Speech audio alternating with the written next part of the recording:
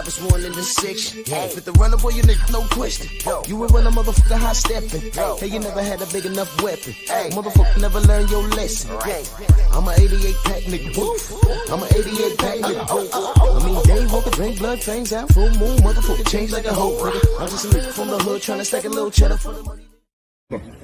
Come on in.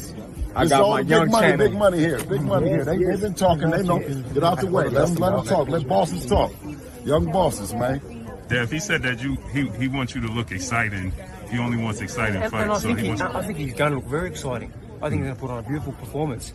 But he knows what he got to do. He's not going to look over. All due respect, why do you feel like I need to look exciting or whatever the case may be? Why not just make it happen for all the belts, no matter what? Oh no, we're gonna do that. Good.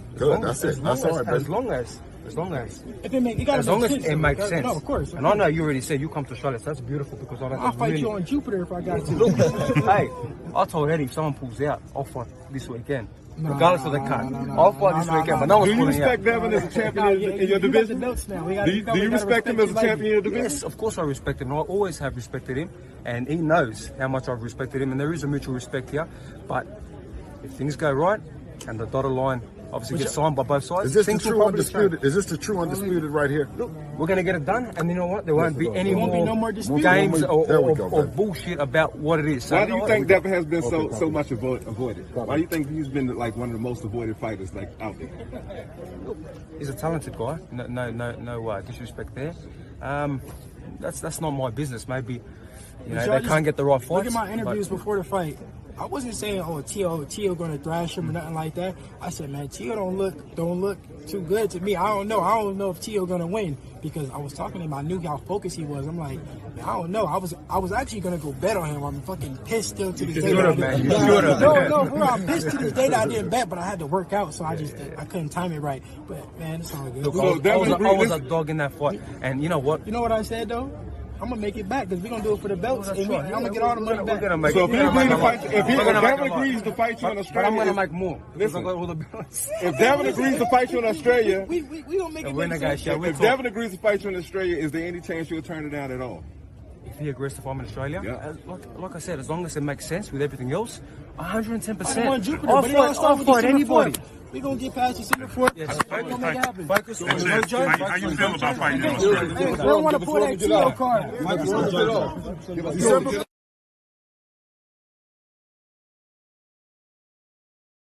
I become champion and realize I love this sport more than anything in the world. So I'm very blessed to be here. I made this happen. If it wasn't for me, this wouldn't be happening today here.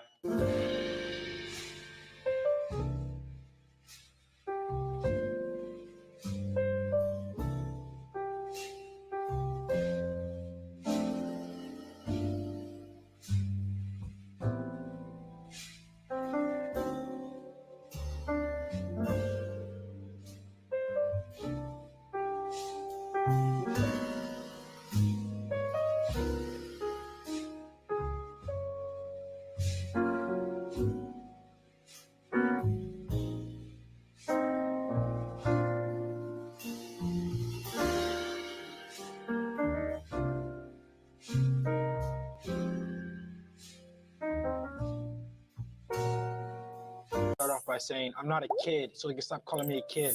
I'm a man, and I will show him that in the ring. Respect me as a man, and if he doesn't want to respect me as a man, I'll gain the respect in the ring. And second of all, he could say that he chose me, but that's not the truth. He was forced into this fight. He did not want to fight me, and up until today, he did not want to sign a contract. Up until today, so he could say what he want to say. He did not choose me. He was forced into it. You were chosen, boy. And you were chosen. Can you repeat the question for me again? We're chosen, boy. We're chosen, boy. We're chosen, boy. We're chosen, boy.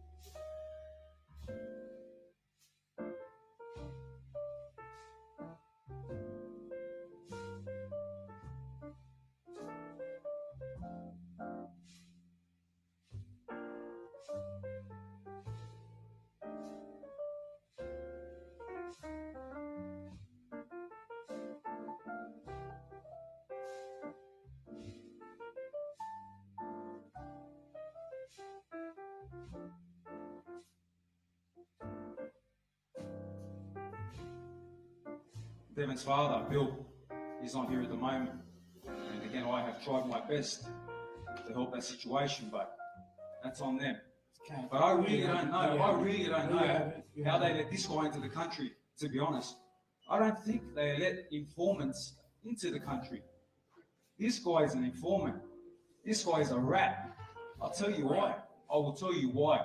In the TFM Lopez fight against a foreigner, his own countryman, he was messaging me, telling me all the details, every bit. Teo at the hookah lounge, Teo having problems with his wife. This is the kind of person. This is the kind of person. This is a rat. This is a rat. This is a snitch. This is an informant. And you know what?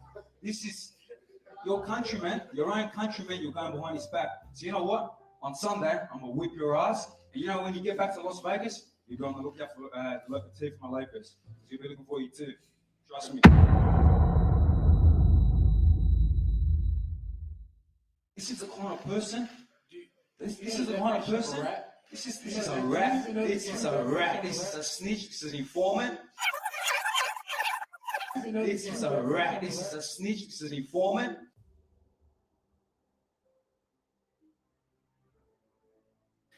And Freddie come over and he goes, you know, Manny's got the Jeff Horn fight. So yeah, I'm hearing about it. He goes, well, you're sparring his sparring partners. How would you like to go against your countrymen and help Manny prepare? I said, Freddie, I'm all in.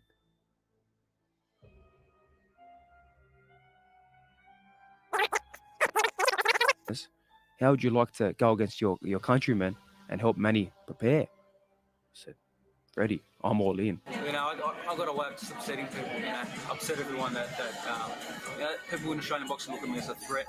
They don't have to worry about me in Australian boxing. I pass that level now, but Jeff, I know he was upset about me going to spar Manny Pacquiao. He wanted me to ring him up. No respect to Jeff, you know, he's doing a good thing with Manny and fighting Manny. Credit to him, but I don't know him nothing. I don't know you nothing, Jeff. You don't pay my bills. I pay my own bills. Manny had me over there. He was paying my bills, and you don't take up an offer. You don't lose an offer sparring 11-time world champion. At the end of the day, I've done 45 rounds with Manny. Jeff, you haven't done 1 second yet. So we'll see how well you go. And you know, at the end of the day, if you're still upset after the fight and you're still dirty at me, then come see me. We can sort something out. No problem, Mom.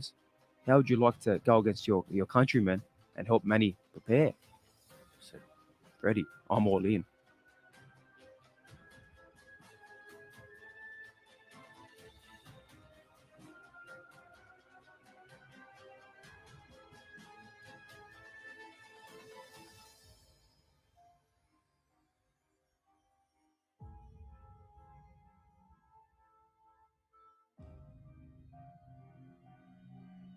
I don't know him nothing. I don't know you nothing, Jeff. You don't pay my bills. I pay my own bills. Manny had me over there. He was paying my bills.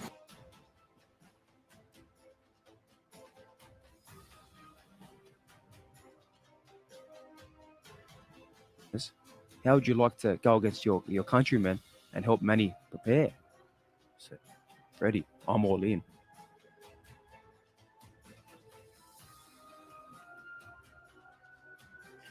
Your countryman, your own countryman, you're going behind his back.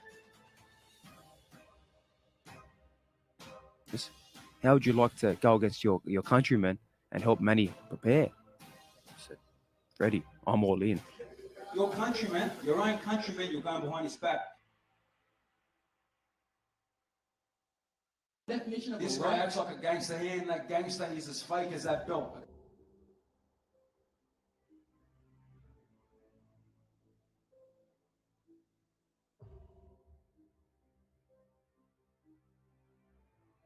Now that you see George for the first time, what do you see? The same George that I always see. He's nothing but an actor. He's putting on an act, a facade. But at the end of the day, I take nothing away from him. Just like my acting with Lakers. I have respect for him, and I look forward to sharing the ring with him and putting on a good fight for the fans.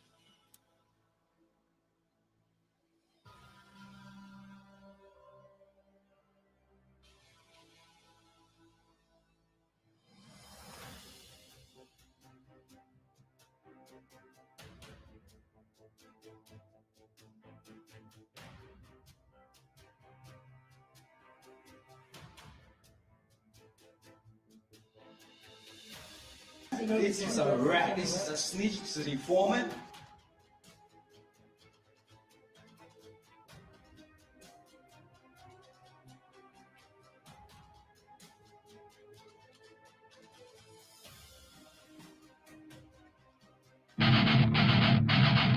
Move!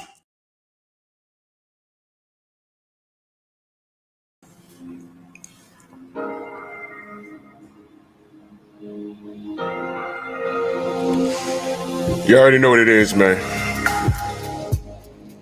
Drew Titan Bronx on deck. Shout out to the mighty LDBC. I just wanted to warm y'all up because the George Kambosos that was talking to Devin and Bill, it's not the same George Kambosos that we've seen as of late.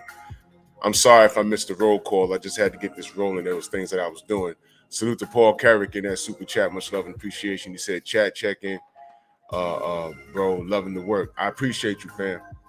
I appreciate you. And I got your Cash App the other day. Much love and appreciation, brother. And salute to Chris Casanova. He said, Kambosos, what up?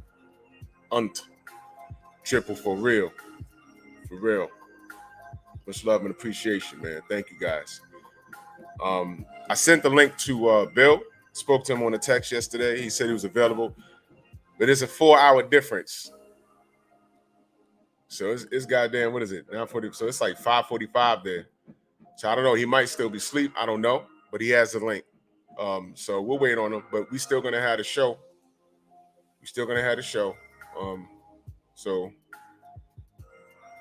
I see the family in the building. Smash the like button, ladies and gentlemen.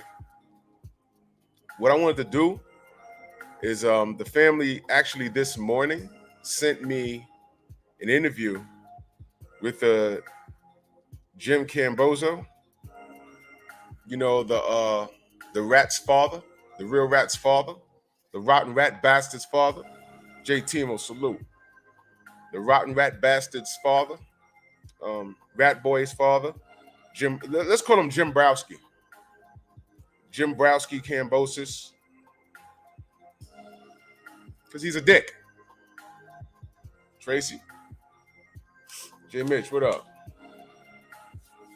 Oh yeah. I saw the sit down, and we can review that too. Let's start. Anwar Willis, JC. I'll start from here. Jeff, what up? Pugilism, Nino Brown, Silvestri, Brown on boxing. Salute, y'all. Let's start from here.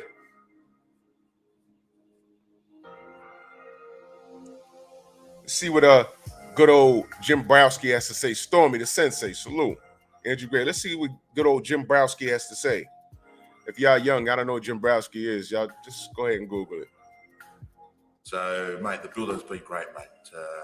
Trainers, sparring partners, George Kambosos is looking absolutely unbelievable. I mean, I haven't actually seen him so strong and so fast. I mean, if we thought we saw something in the Lopez fight, man, I'm telling you, his level of power and that speed has just gone to another level again. So I think George's now rolled into that, he's at the peak of his maturity right now. The body's at its peak. Shut the fuck up. The number one grinder, salute Dave Case and Carlo Realist, DOG. Jim Browski, shut the fuck up. I don't respect anything over there. Super Mac time, salute. I don't respect anything over there. You see, Devin's the athlete. Devin has to conduct himself in a particular manner. Sheena, what up? I'm not old media. I am LDBC.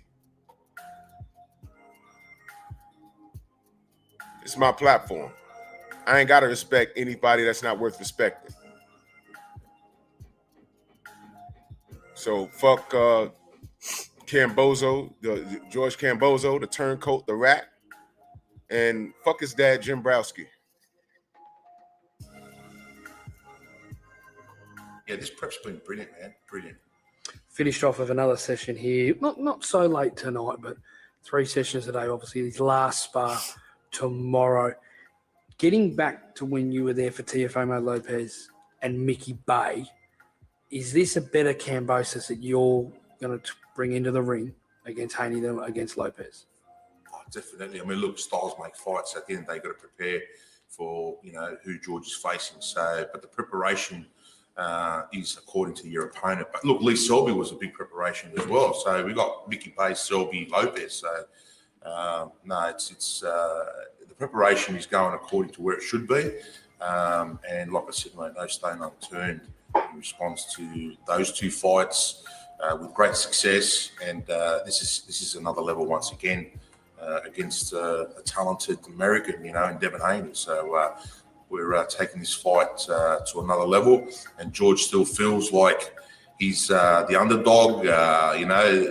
He's got that chip on his shoulder, and no matter what he holds and what he's achieved, that's in the past. That's put, The fuck does he have a chip on his shoulder for? Explain to me. And I see the family in the building. Salute all of you. What the fuck does he have a chip on his shoulder for?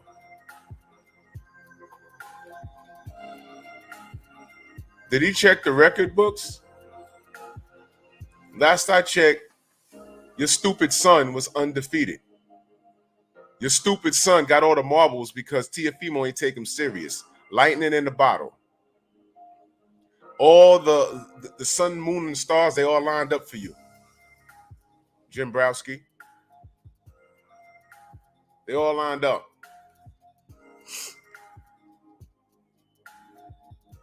Lomachenko ducked this gentleman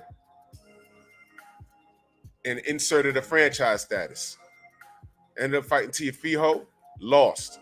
And remember when we said Tiafimo beating Lomachenko was for the greater good because we thought Tiafimo was going to be a man of his word? Bitch. Straight bitch. And then went to fight George Kambosos. How many times he postponed that fight? 1 million times. Then finally did it. They spelling his name wrong. And I'm on here, Jim Browski, I'm on here for your son saying, yo, that's not right. I don't know if your son's going to do it or not, but he has to because it's for the greater good of boxing. Me, I did that for you and your son and your team. And I said, man, they disrespecting this guy. I saw the posters right here in New York. They spelled your name. I was like, man, they might have did that on purpose. And I said, I don't know how if this guy's, I don't know if he's going to win, but he has to do something. And you did it. And we applauded because first video I played, you gave us reasonable cause to believe that you was going to get this done. And then something happened. Your son start acting real dickish. Jim Browski.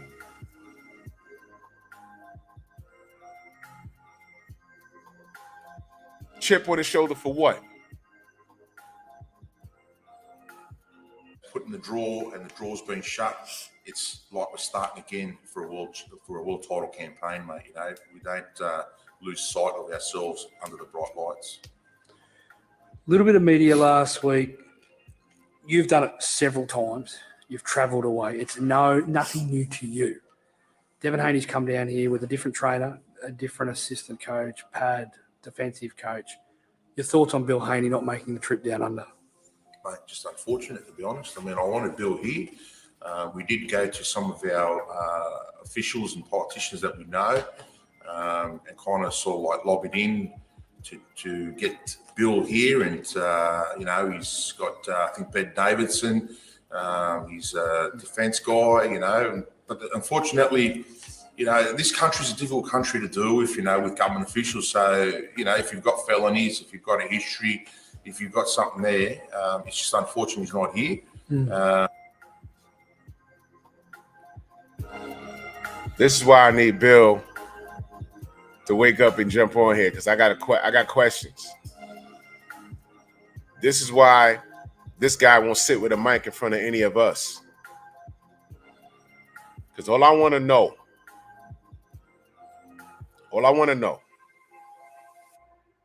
is why wasn't that discussed as soon as y'all signed the fight?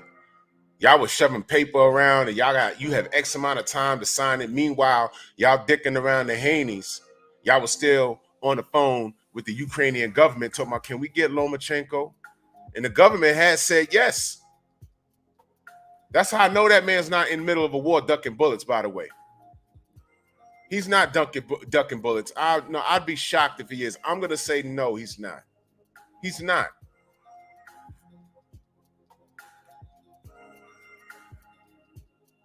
Y'all tried so hard to get Lomachenko.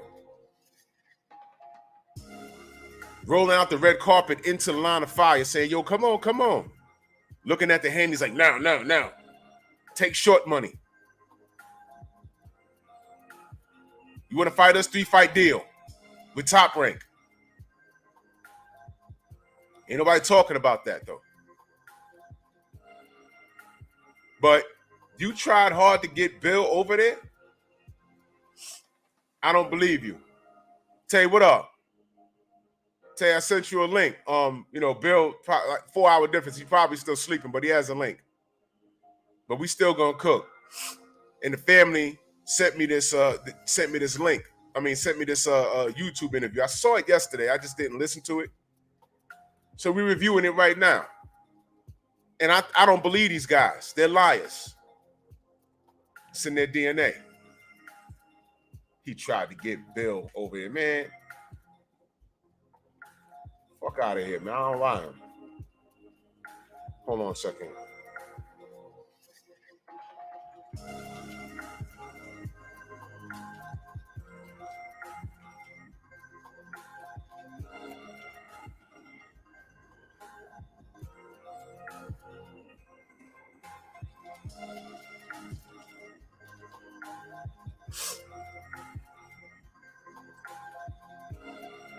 K-Rod, salute. Now back to Jim Browski. I think it's going to play a major role. It's going to be a big part in Devon's game with a new team around him, just like I'm always around my son. And, I know mentally that's a big aspect of a fighter's game when they've had their dad there or their trainer, since day one. I think Devon's pretty much... He's got a few things in the back of his mind, a couple of demons now with dad not being around to coordinate things for him. Unfortunately, Mr. Haney, you'll be sitting back and, you'll be watching it. In Las Vegas on ESPN. ESPN, and, mate, it's going to be a tough ask for Devon. But I'm glad Devon's made the trip, and no excuses at the end of this. This is the business we're in. Contracts were signed, everybody agreeing on it, so there's no excuses in the end. It's up to the two fighters in the ring and what they bring on the day. So if the corner needs to kind of be there and give him all these instructions, the fighter should know what he's doing. So bad luck, Bill Haney, Ben Davidson, and whoever else was denied with their visas through the Australian Home Affairs. That's just bad luck, mate. Because you caught up with Haney fought Jojo Diaz in Las Vegas a week after you guys were there. We spoke about this last on FightHype.com. It's not personal between you and Bill, is it at all? It's not something where you're, laughing about that. It's just unfortunate. There's no bad blood there. You actually sort of get on with him, don't you? Nah, he's a top bloke, mate. At the end of the day, he's a cool dude. Respect to Bill Haney and respect to just the Haneys in general. If you don't stop this shit, if you don't stop,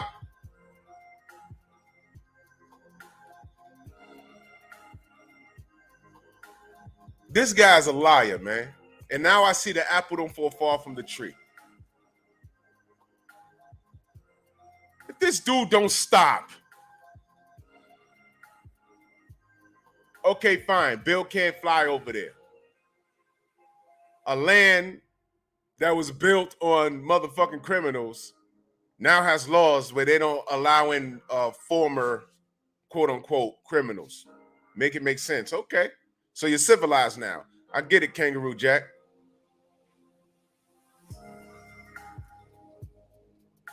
But don't tell us that, he's a nice guy. Shut up. Shut up. Because if y'all ain't been paying attention, they have some technology where Bill could technically be in the corner. And from what I understand, according to our brother Blue Blood, if you can quote World Boxing News and Boxing Scene, you can quote Blue Blood. According to our brother Blue Blood, in reference to that new technology where Bill could technically be in the corner, they said no. Why would you say that? So you're lying about trying to get him on a plane to get over here, and you're blaming him for his past. So he said, okay, great. Get me on there on a TV monitor or something. Y'all said no. That's right, Jay Grant. And let me say this about the Ben Davidson situation. The Ben Davidson situation has nothing to do with Bill. Y'all know what that Ben Davidson shit is about. Y'all know what that Ben Davidson shit is about. Y'all know what that Ben Davidson shit is about. The block is hot. They don't want to talk about that, though.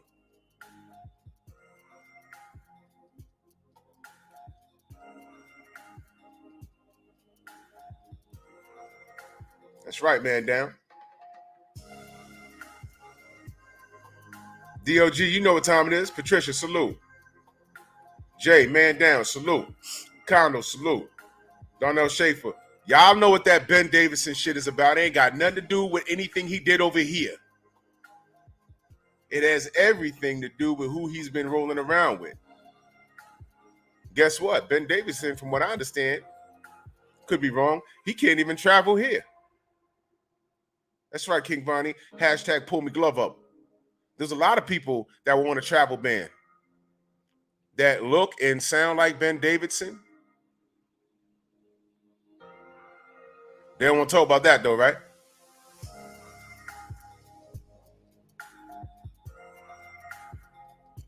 Man.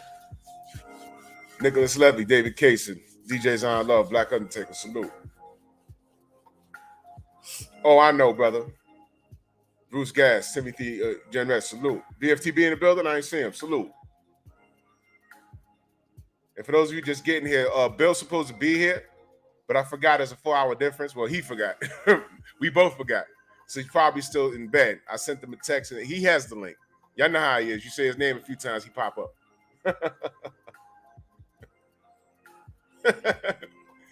You could be on the stream talking about cornbread, and you'll look down and be like, yo, that's Bill? Oh, shit, what he doing here? He just pop up.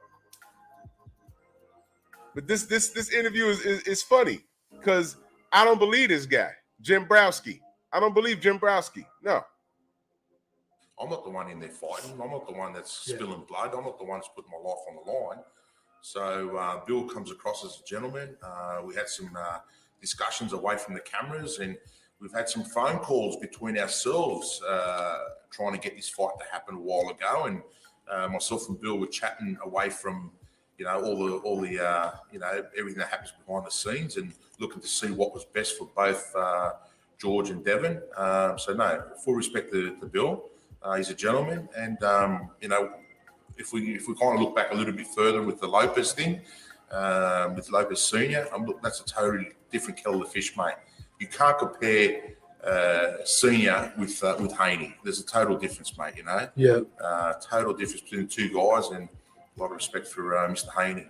Because we said that last time, if we thought at that stage there in April that we thought that Bill would make the trip, and we sort of joked about that there won't be any sort of confrontations like there was 6 days out in New York with yourself and Bill Haney, and it wouldn't have probably been the case here as well. No, not at all. Not at all. I mean, like I said, if there was going to be a confrontation, if there was going to be sort of like, being smug and being cheeky and stuff like that, it would have happened back in Vegas. We would have, face to face. Each other's persona would have been evident, and we would have known that, there's a problem between us, and that problem's going to continue on as the fight kind of hadn't been secured at the time, was it? So then what the fuck is your son running around mudslinging for, dude? Why aren't you checking your son? This ain't going to sell the fight any more than it needs to be sold. It's an undisputed fight. Y'all got everything you wanted. Location, money, date, time, y'all got all of that. And your stupid ass son is still running around mudslinging. The rat that he is. The rat that he is. The rat that he is. Ratatouille ass. Ratatouille about to get his ass cooked. Now, why is it that you are saying these things, but your son is running around being bonkers? Jim Browski.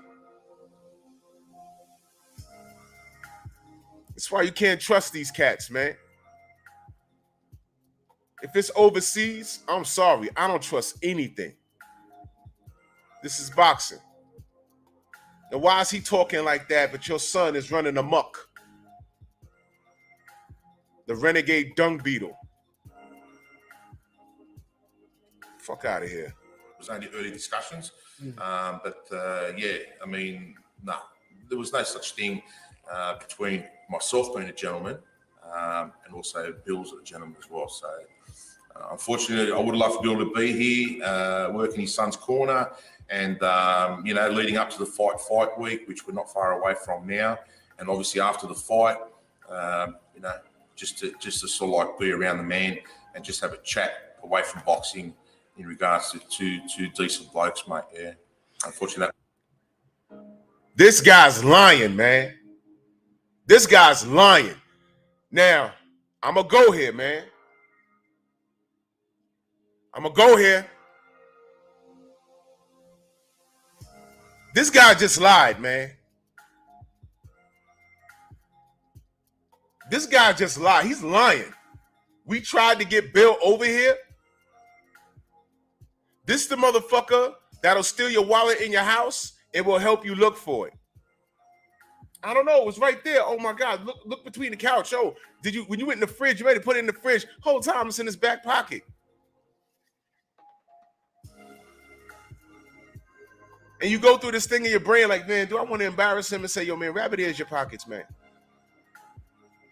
Because you don't want to make the situation more uncomfortable for him. This guy's lying with a straight face. Yeah, we tried to get him over here. We tried. Okay, so let's say he can't come due to the laws. What about that technology that's available? Y'all said no. That's the word I got. Y'all said no. I'm going to go here, y'all. Do you see why black people got trust issues? Do y'all see? This man's lying. We know he's lying. Kambosos went on this smear campaign, and all of it is a lie. In American media, with all the information available, if we, these YouTube guys, these social media guys can dig up, wait a minute, a rat, wait a minute. You helped Jeff Horn fight Manny Pacquiao, and Manny Pacquiao lost. You got to hold that L, my man. You got to hold that L. You helped Manny Pacquiao train for Jeff Horn, and Manny lost.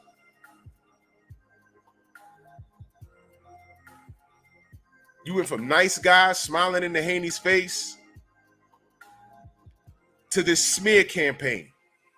And the Haneys weren't anywhere near as disrespectful as the Lopez family was. And we have video of the Lopez family crashing your open workout, being belligerent, cursing. Teofimo's dad cursing at you, Jim Browski. We saw the video. And when I saw the video, I said, man, he shouldn't be. Come on, man. They're selling the fight, and then there's ODing, like looking for making it personal. Your fucking son called Devin Haney a rat, an informant, and said he betrayed his own countrymen. Then what the fuck did you do with Jeff Horn? And you said if Jeff Horn don't like it, you will come up 2 weight classes and y'all could settle it. You said that. I played it. Freddie Roach came to you and said, hey, you want to help me? You want to help Manny Pacquiao fight against your own countrymen? You said, I'm in. You said that. Who's the rat? Who's the rat? The fuck are you talking about? These motherfuckers will, bro. Is no one going to say anything other than us? Is anybody going to say anything other than us? Us. My people, these people, us. Everything we do is under a goddamn magnifying glass. When I play the goddamn monkey video, you see Tank slapping the phone out of fan's hand. You see Jamal Charlo slapping the phone out of a fan's hand and staring him down like he was going to fuck somebody up. You see Jamel starting to fight with Jared Hurd. Why is it that I can hold mine accountable and say, yo, man, that shit ain't cool, man? We need to treat each other like gentlemen. Ladies and gentlemen.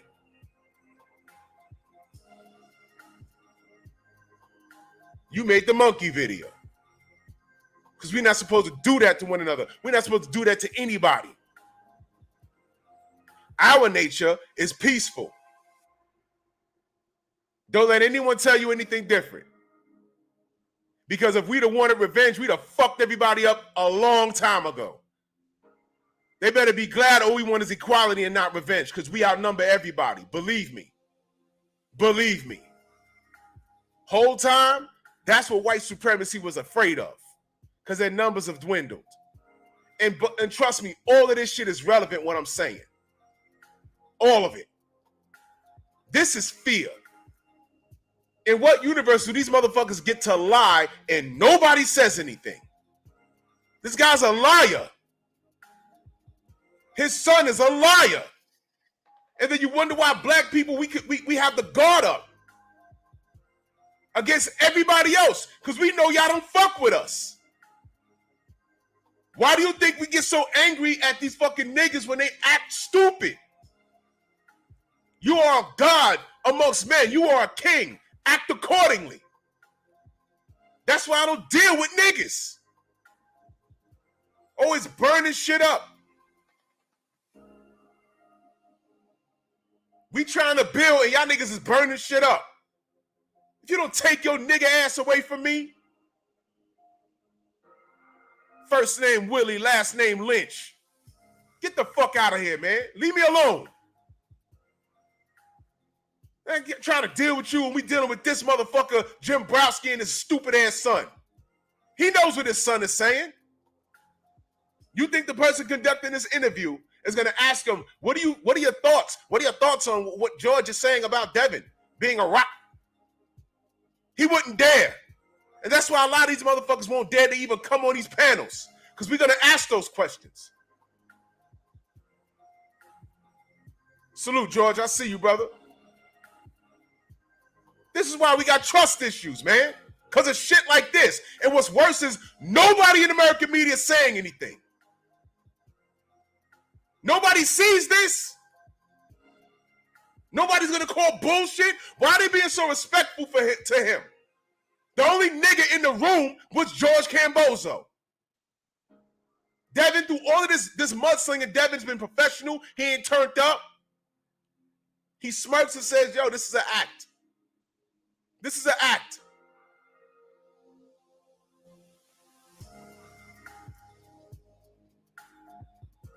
He recently told Stephen A. Snitch.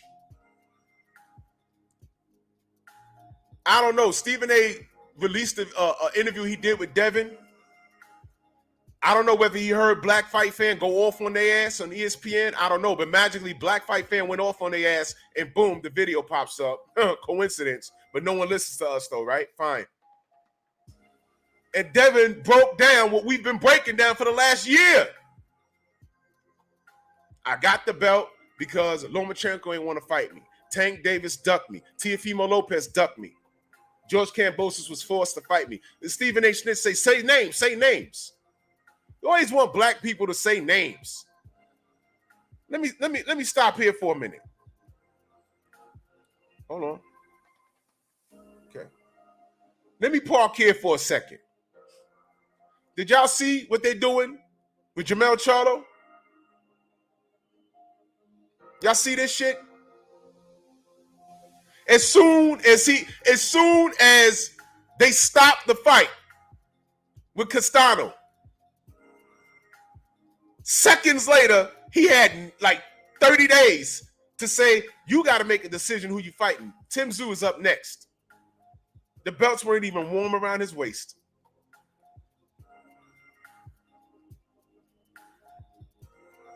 Bakram, Fundora, Tszyu. It was his birthday week. He didn't even have time to celebrate. The next day, the article came out. Yo, he got 30 days to make a decision. What's the rush? That's my point. What's the rush? Every time Floyd Mayweather beat somebody, they had him in a ring with somebody else before the goddamn. Once you figured out, oh man, it's round 12. It's about to be UD. Oh, but this guy will beat him, and that guy will beat him. It's like, yo, relax. Fucking relax.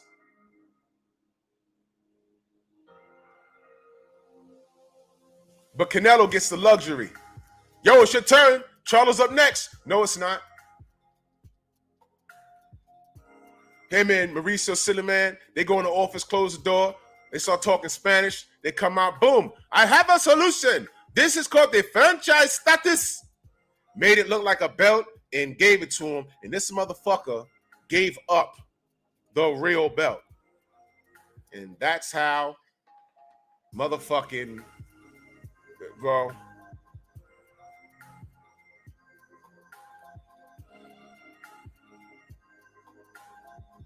Oh, I know, Tay. What I'm saying is, what they knew between each other was what they knew. The media already had him in the ring with 3 different motherfuckers. He's the man with the crown, undisputed. He's the man with the crown, and all of a sudden, 3 different fighters from 3 different sanctioning bodies. Who's next? Who's next? Who's next? It's like, yo, chill. Can he breathe for a minute? Canelo, yo, Charlo's up. No, he's not. Was anybody in a rush to tell Canelo, yo, okay, you just became undisputed at 168. You got to defend this guy, this guy, this guy. You got to defend against this guy, this guy. He said, no, I do what I want. The money's there. Canelo told us that. It don't matter what I do next. The money's there. I know that. He's padding his legacy. He took his ass up to 175. And with the block being hot, those judging powers wore off, didn't they? And no one is forcing them in the ring to run that back. Black people, we have a close fight, run it back. Charlo had a close fight with Castano, and mind you, when we have close fights, and it's legitimately a draw, we lost. You heard what I just said? We have close fights and we win, we really lost. Either way, run it back. So Jamel runs it back and knocks his ass out. And they're real quiet. But what they did do is say, hey, man, he got 30 days because Tim Tszyu. Listen, Jamel Charlo's going to knock Tim Tszyu out in 2 or 3 rounds if he doesn't vacate. Y'all holla at L-Dub. Word on the street is he's gonna vacate and go to 160, and Jamal gonna go to 168. That's the word on the block. And I'm cool with that. Fuck them guys. I'm cool with it. Make them wait. It's time that these black fighters start doing what they want to do. Because we are held to a different standard in life. Why is boxing any different? Deontay Wilder fought Tyson Fury to a fucking draw. It wasn't really a draw, not in my eyes, but it was a draw. Everyone's saying he don't want no more of that right after the fight. Yeah, I want to run it right back. What did Fury do? Signs a top rank, no immediate rematch. $4 million of consulting fees later, they rob our guy. And what does the American media do? Nothing. Not a goddamn thing. But ladies and gentlemen, God will not be mocked. The universe is 360 degrees. You get what you put out 100%. And what we're seeing now is what boxing has put out. All the lies, all the racism, all the bullshit. It's all coming about. We just seen Canelo Alvarez lose a fight on the cards. That's something I never thought I'd see. Why'd that happen? And then we look at the cards and say, oh, he ain't win the first 4 rounds. that means they tried. Let me see if I can put something up for you. I want to show y'all something.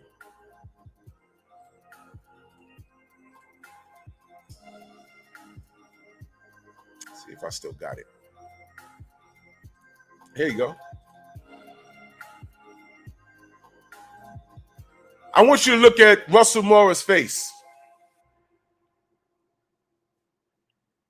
Look at his face. Look at Russell Moore's face, y'all. He raised his hand and said, damn it, I tried. How fitting, the Mexican flag flying behind his head. Canelo got his back turned. Look at Russell Moore's face, y'all. He was looking for a point to take. Nothing. Dude, stop it. I can't wait to see whose names get named in this report. I'm willing to bet he's in it. I'm willing to bet the Fantastic Four is in it. Those 3 judges. Look at his face, y'all.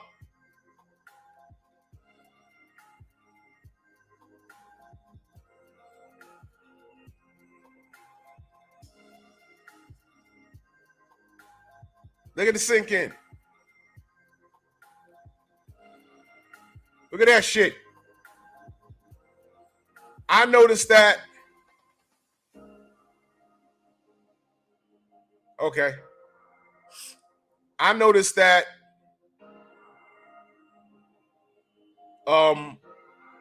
in the middle of me doing the video, I looked at his face. I said, hold on. That's the oh well face. That's the oh damn face. That's the I tried face. You put an extra 10 racks in my account, man. I tried. I got nothing.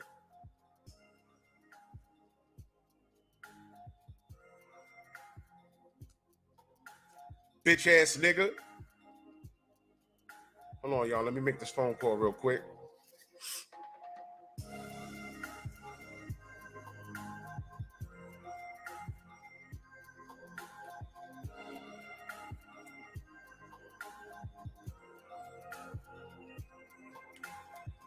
Yeah. Listen, man.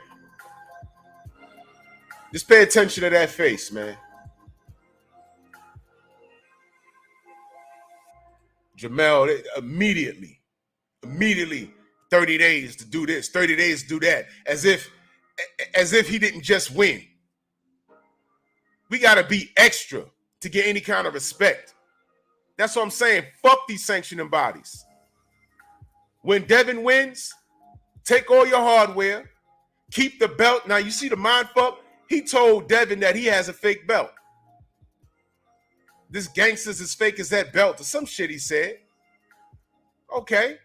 So when he takes that hardware that you won on one night, now remember, George Kambosos didn't win the titles.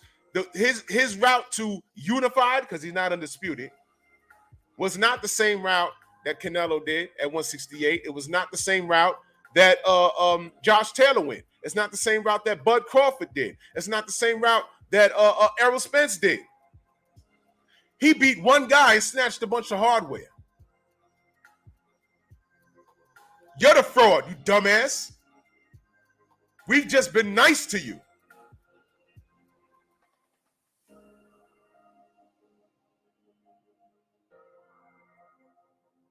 Fuck that. And I heard through the grapevine, cats don't even really fuck with you in Australia. And let me tell you something. You better hope your skill set takes you to 12 rounds, because I think Devin's going to knock you out. That's what I believe. Am I being biased right now? Definitely. Am I emotional right now? Definitely. Definitely. But I believe he's going to knock your ass out. When you get up off that canvas and it's over, you got to look at your audience. And let me explain something to you. There's no coming back from what you did, my man. There's no coming back from this. I don't want to hear, oh, this was just I was just selling the fight. I was just selling the fight. Where's my pet koala? No, that's my wife, the other ugly bitch. Oh, there she is. Give me my pet koala. You know, I was just selling the fight, you know. No, there's no coming back from that. There's no coming back from what you did. There's no coming back from you and your wife talking about y'all getting niggered in the sun. There's no coming back from that. This wasn't selling a fight. You was trying to smear this young king's name.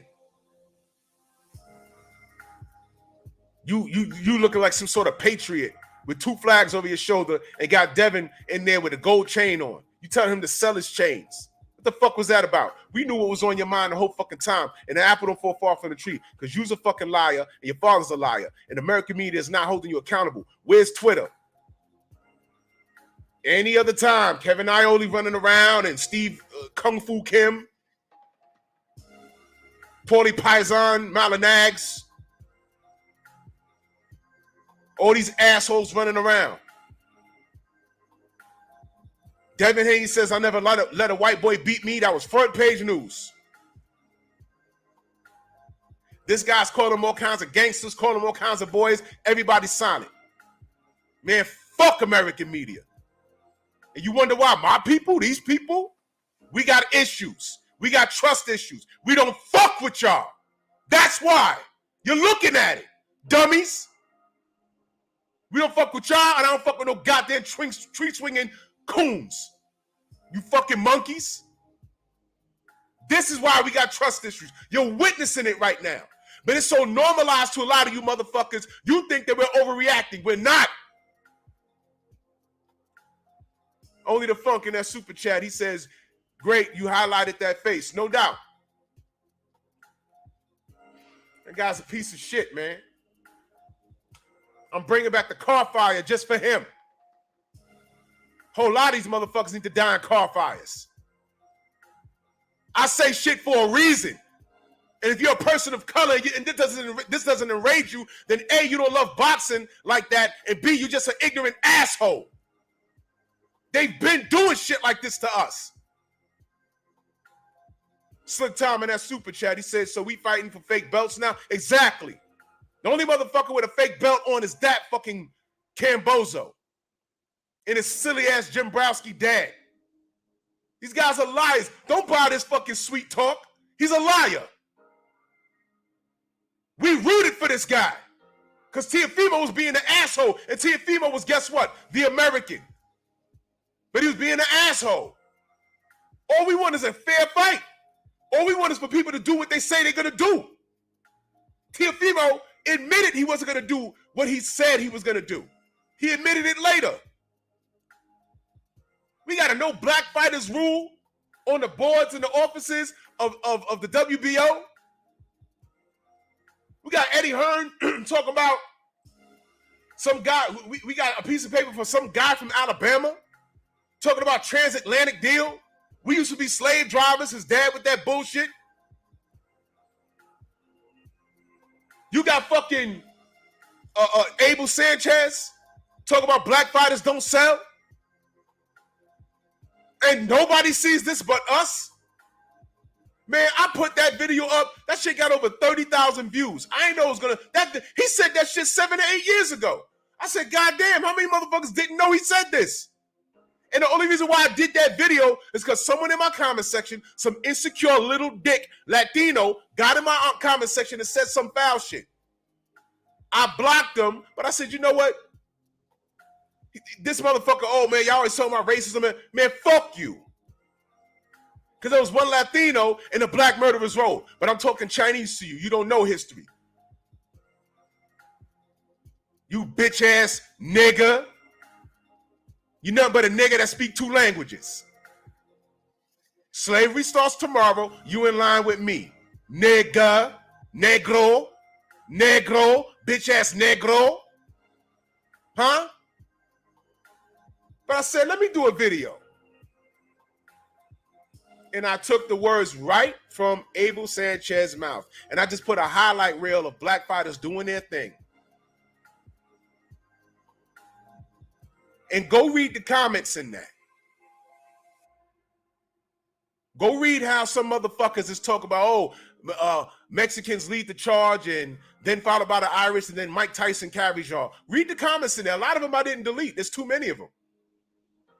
But it shows you the funk of this world. It shows you what we're up against. And this motherfucker's a liar, and no one's holding him accountable. This fucking guy is not, I couldn't do this interview because I would cross-check him. I wouldn't yell at him. Your son said this and that. Your thoughts on that? You're giving Bill Haney a lot of respect, but your son isn't giving Devin respect. What's going on?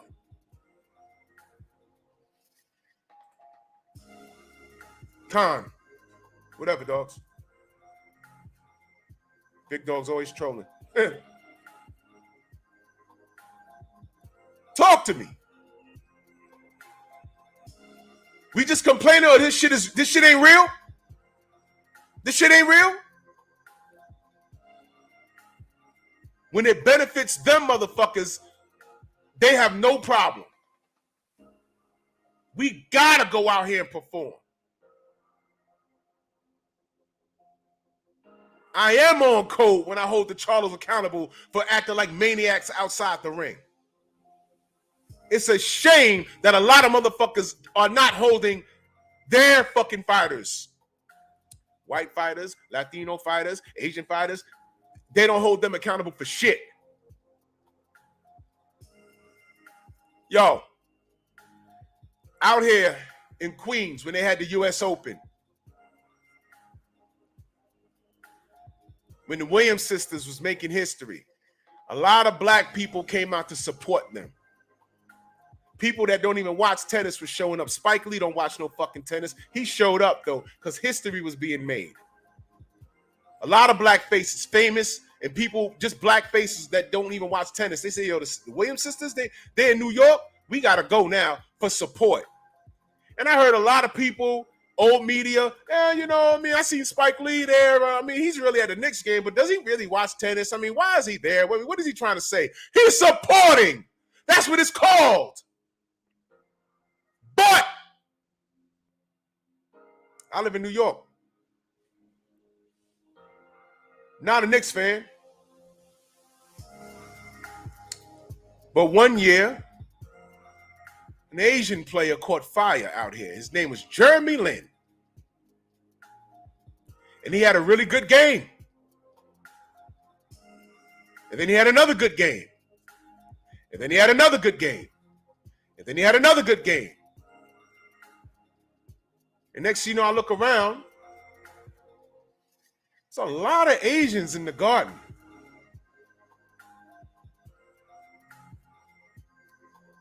I was like, oh, shit. Wow. I didn't have a problem with that. Support your guy. He deserves it. He deserves it. He was kicking ass. And the Garden went crazy for him. Before all the Asians started showing up. He was embraced. We was like, oh shit, who's that guy? Next thing you know, all the Asians was coming to the Garden for the Knicks games. Where they at now? He got traded. They stopped showing up in drones. Y'all know what I'm talking about.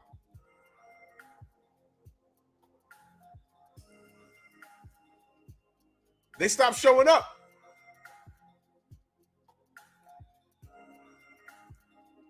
No one said anything. We knew what it was.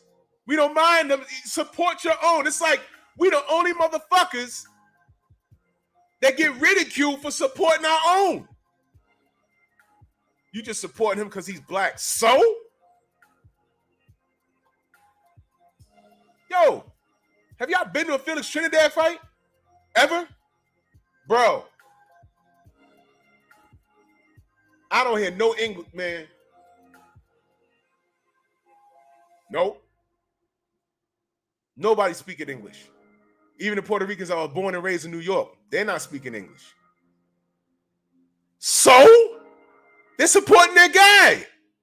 What's the problem?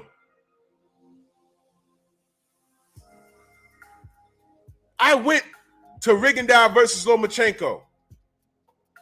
It was at MSG next door at the Hulu. I didn't know there was that many Ukrainians in New York. I didn't understand a fucking word. So they're supporting their guy. It's only us. And here's the fucked up part. We will come to the ring, American flag and all, and the media treat us like we're the foreigner.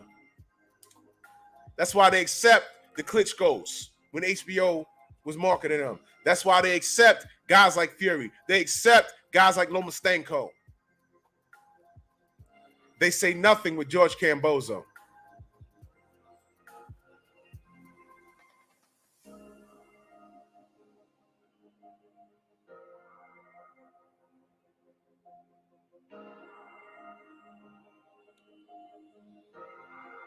We Rodney Dangerfield in this motherfucker. We don't get no respect.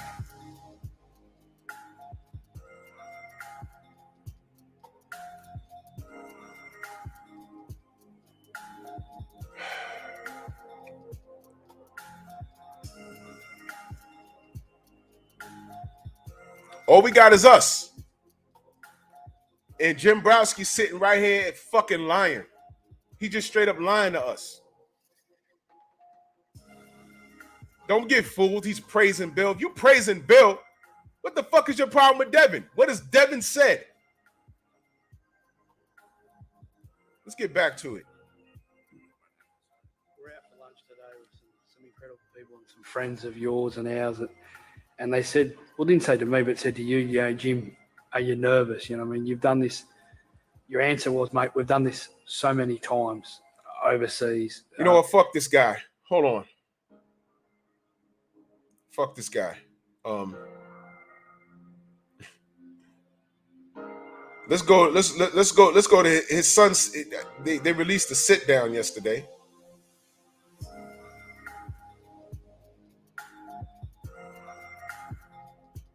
Where's that? Here it is. This is Marvel Stadium, ordinarily a football stadium, which is quite fitting this week because we're here for what's been described as the Super Bowl of the lightweight division. It's George Kambosos Jr. versus Devin Haney for the lightweight championship of the world. Gentlemen, thank you for joining me here for our face-off discussion today. George, I'll start with you. Now that we're here, you see Devin Haney in the flesh.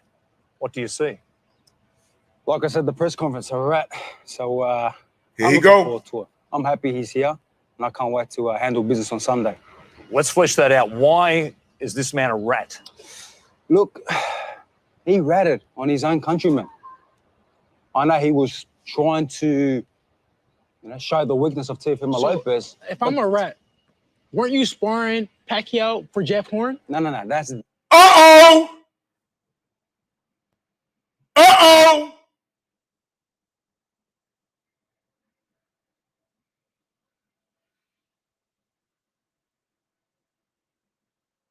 Uh-oh!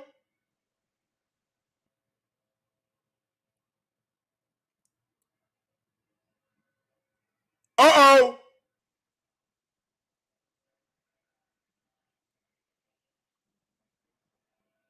That ain't take long. Let that marinate. Let it get all up in the ribs there. You know how you marinate ribs? Where my brother Stay Ready? He can tell you all about cooking. Let it marinate there. By the way, Stay Ready. I'm coming to Texas, man. I will pay for a plate. That brother made some mashed potatoes, some greens, and some fried shrimp. And I even fuck with shrimp like that.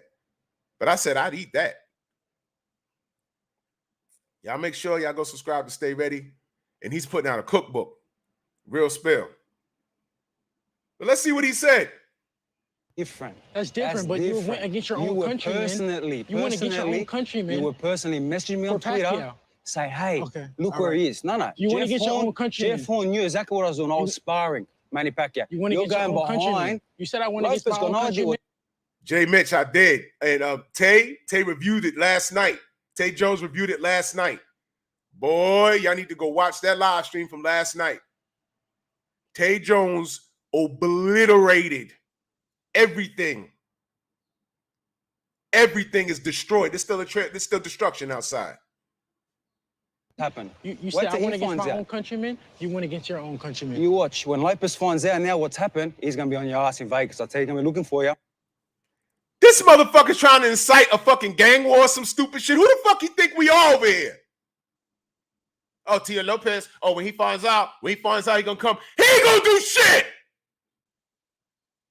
He had an opportunity to do something. He didn't do it. He could have fought Devin. He didn't do it. He told us that where Devin wants to be is not on the itinerary. By way of who? The WBC.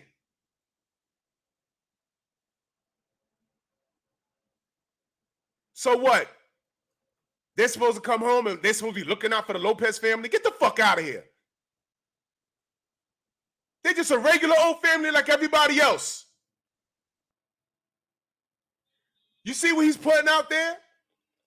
Bunch of Australians are looking like, hey, they're gangsters over there. What's going to happen? It's going to be a Lopez versus Heine gang war? No! Both of them are worth millions of dollars. What the fuck? They're going to do start busting shots at each other? The reality is they could have been fought and Tio didn't do it. So what the fuck is he going to do now? His bullshit was public record, y'all. He was crying on social media over his girlfriend and talking about he wants to move to the moon, all kinds of weird, legitimately wants to leave this planet. That's what he said. It was public record. Devin wanted to make sure you saw that shit. He's not mentally well. Advantage to Team Kambosos. Now he a snitch. Now he a rat. When you told Freddie Roach, when Freddie Roach pressed, you said, how would you like to help me beat your own countrymen? You said, I'm in. Who's the rat? Get the fuck out of here. Die in a car fire. You the only nigga in the room I see. Kamboso. AI and that super with the super sticker salute. I can't believe no one is saying anything but us. Questex in that super chat, he said, Kambosos should never be allowed on American soil after he gets beat. Bro, all this shit about, oh, look out for Teofimo when you get back and, no, nigga. If you come here, it better be on vacation on the low. We better see your shit on Instagram when you're gone. Don't make no announcements, you bitch-ass nigga, since we gangsters over here. You said this. Since we gangsters, get the fuck out of here. I'm so He's scared. gonna be looking I'm for so you. scared. Oh yeah, you watch. I'm scared. Don't worry, you got to handle with me on Sunday. I'm shaking. That's a rat. That's an informant. That's a snitch. That is the lowest of the low. You's a bitch-ass cracker. You don't know what a rat is. Go behind their back. You don't know what a rat is. Go behind their back and say, hey, his wife, they're having problems.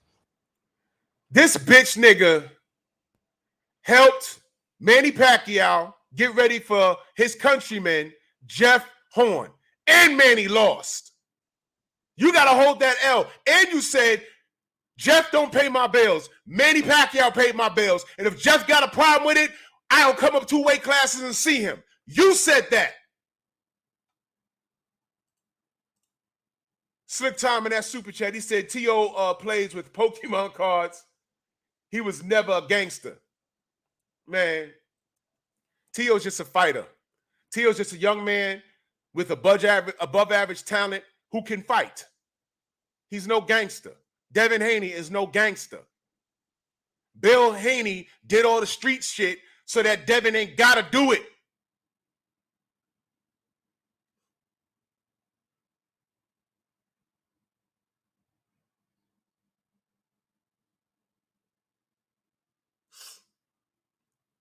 This guy make me sick, man. Listening to this shit. Oh, he's at the hookah lounge. Look at this. Come on, man. Of course, I'm going to accept it. When I'm fighting him, I'm doing battle with him. 100%. The art of war, deception. But I already had it planted. It was already there. You went against your own countryman in Jeff Horn. No worries. Uh-oh. And that's why he's mad at you. Just he's mad at you about it. You're going to be here watching. He's going to be ringside. He's going to mad. be ringside when I kick your ass. He's mad at you. When If Team Haney got to look out for Teofimo Lopez, trust me, that's bullshit. Tio's not even... Tio's not even thinking about this shit. He said, fuck both of them. Tio's trying to get a tank fight. He's trying to get a tank fight, which is not happening. If they got to watch out for Lopez, then this motherfucker needs to watch out for Jeff Horn, the school teacher. Don't he have a movie after beating Manny Pacquiao? What the fuck have you done, George? You trying to play the villain? It don't work for you, dude. You are the villain. It don't work for you. You was born this way. Fucking colonizer. Ringside, cheering me on. Devon, George has made the claim that you were sending him information ahead of his fight against Teofimo Lopez to claim the 3 belts in Madison Square Garden. Is that correct? Yeah, he said that he would fight me. That if he won the fight, he would fight me. So of course, I was rooting for him. I wanted him to win. We had multiple conversations of us talking back and forth. I wished him good luck and everything. And he said that he would fight me when he won. And I said, well, good luck to you, and I'll see you after. And here we are. That is 100% facts. Wait till I put it out. Wait till I put out the real facts. He made the first communication straight away about Lopez at the hookah lounge. He's drinking. He's partying. Why is he harping on that dumb shit? Pull out the real nigga. You had all this time in the world to pull out the facts. You've been talking about it.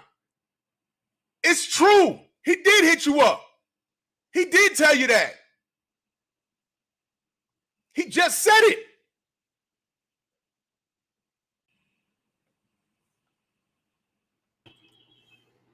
Hello, world. Hello, world. What it is? What's going on with it, man? Man, I'm listening to this shit. I'm getting fucking upset, man. What's that?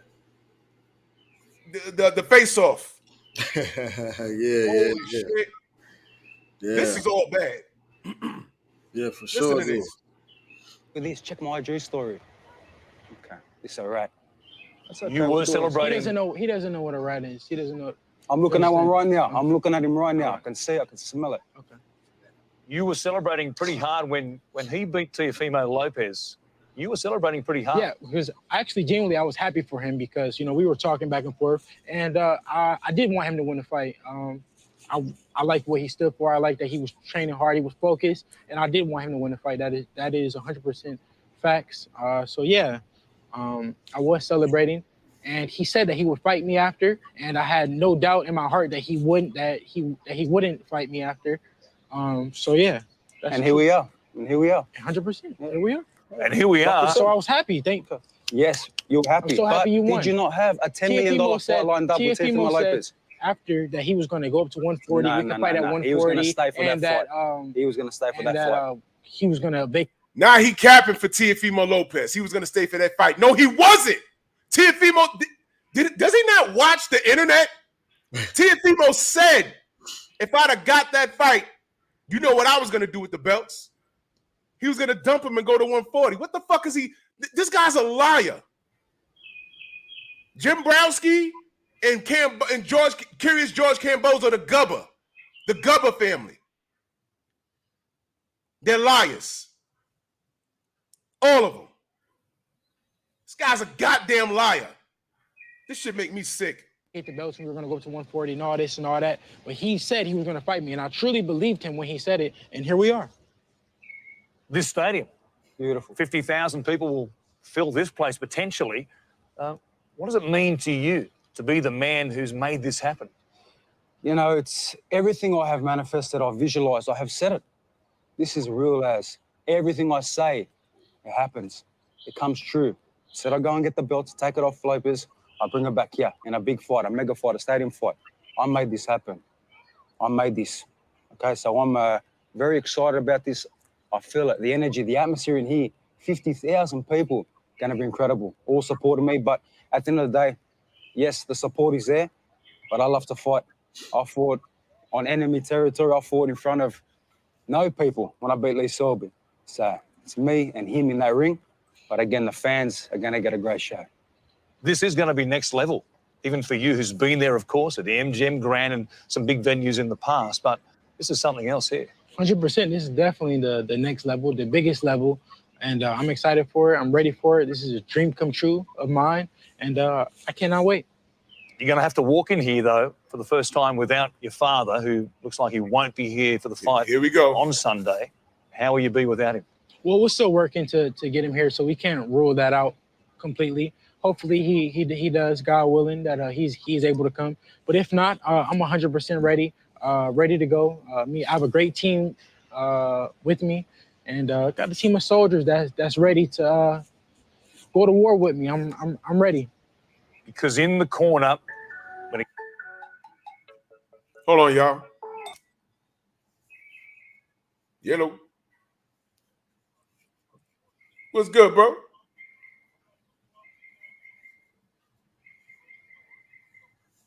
All right. Yeah. What?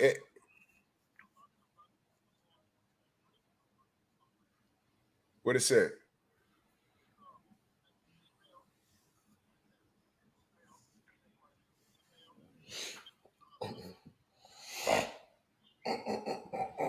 That's all right. You know, we could do it on the phone right here. I'm gonna plug you up. We good. We live. Bill. Hello. What's good, Bill? Hey, Drew, what's going on with you, good brother? How are you, man? Shout out to you and everything that you've been doing and everybody inside the chat, everybody worldwide that'll eventually listen to our stream right now. Brother, how are you?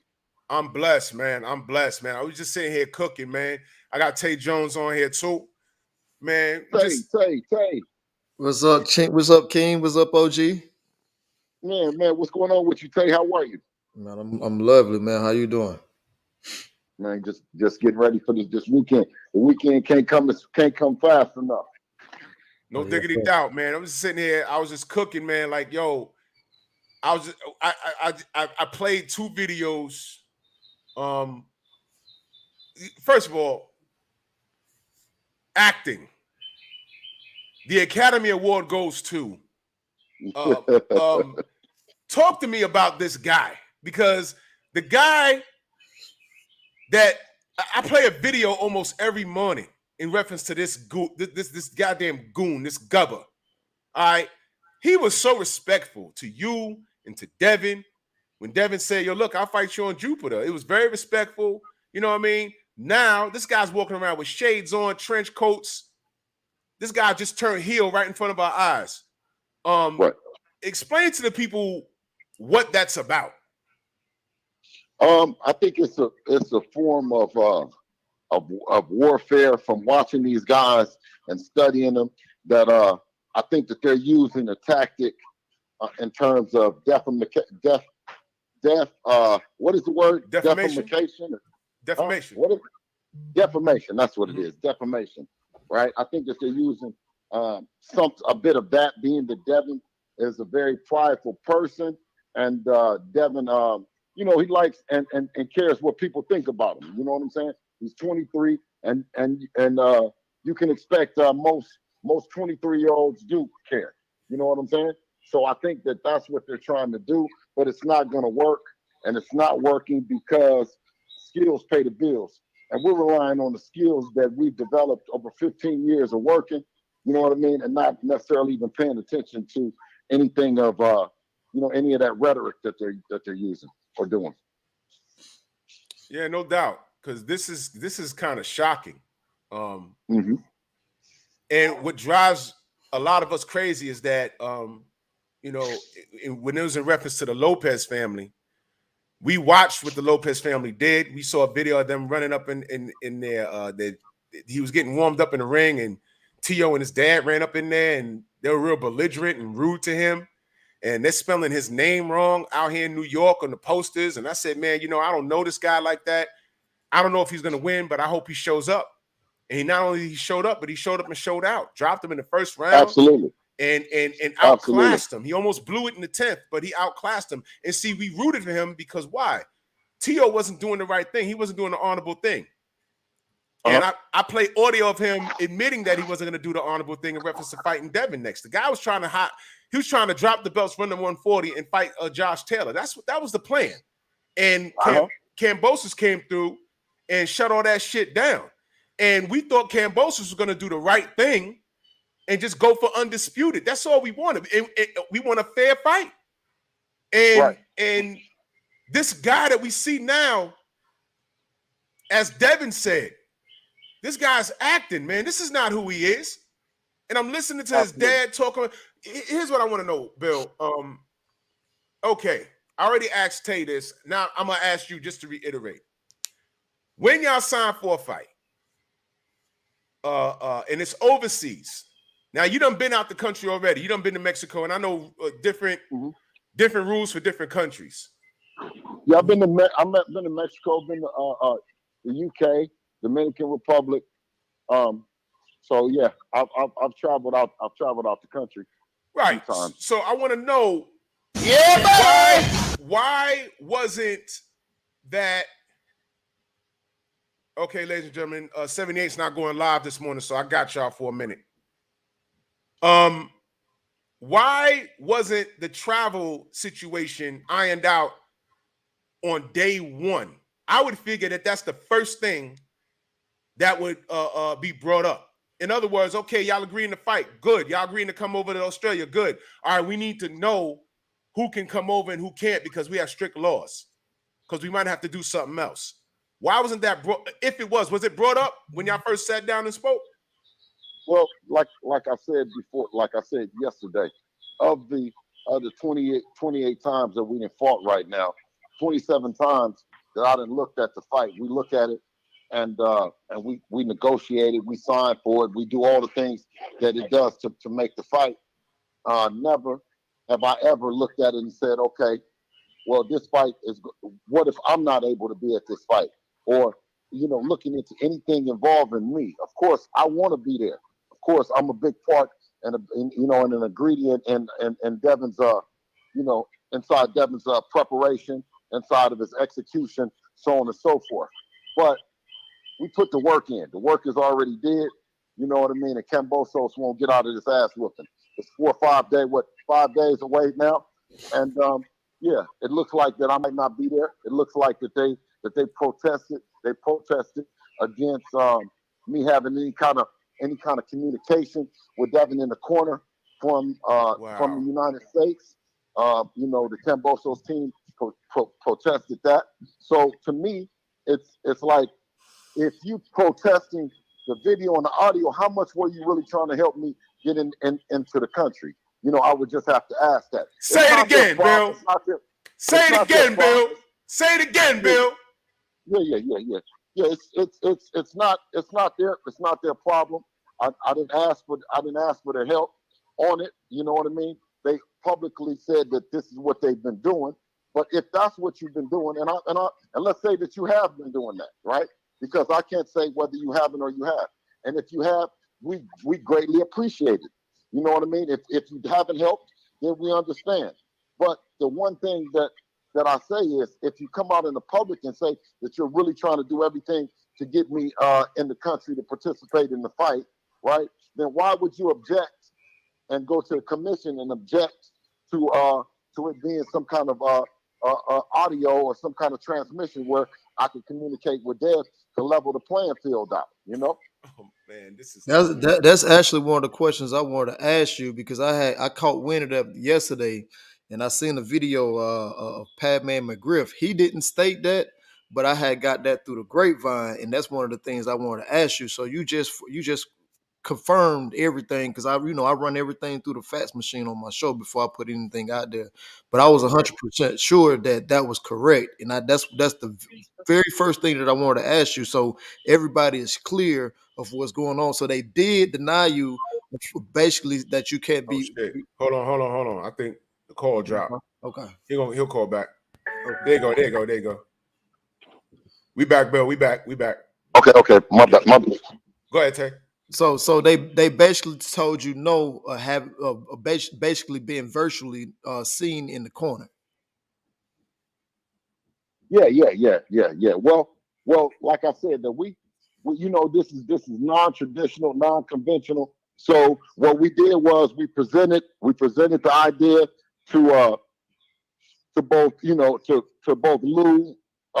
We presented it to the Kambosos team. Well, I believe that Lou spoke to our team about it, and he agreed with it. He didn't have any problem with it, right? So the next thing was speaking to the Kambosos' team on it, right? And to my surprise, that we got resistance, and they vehemently objected to it, you know.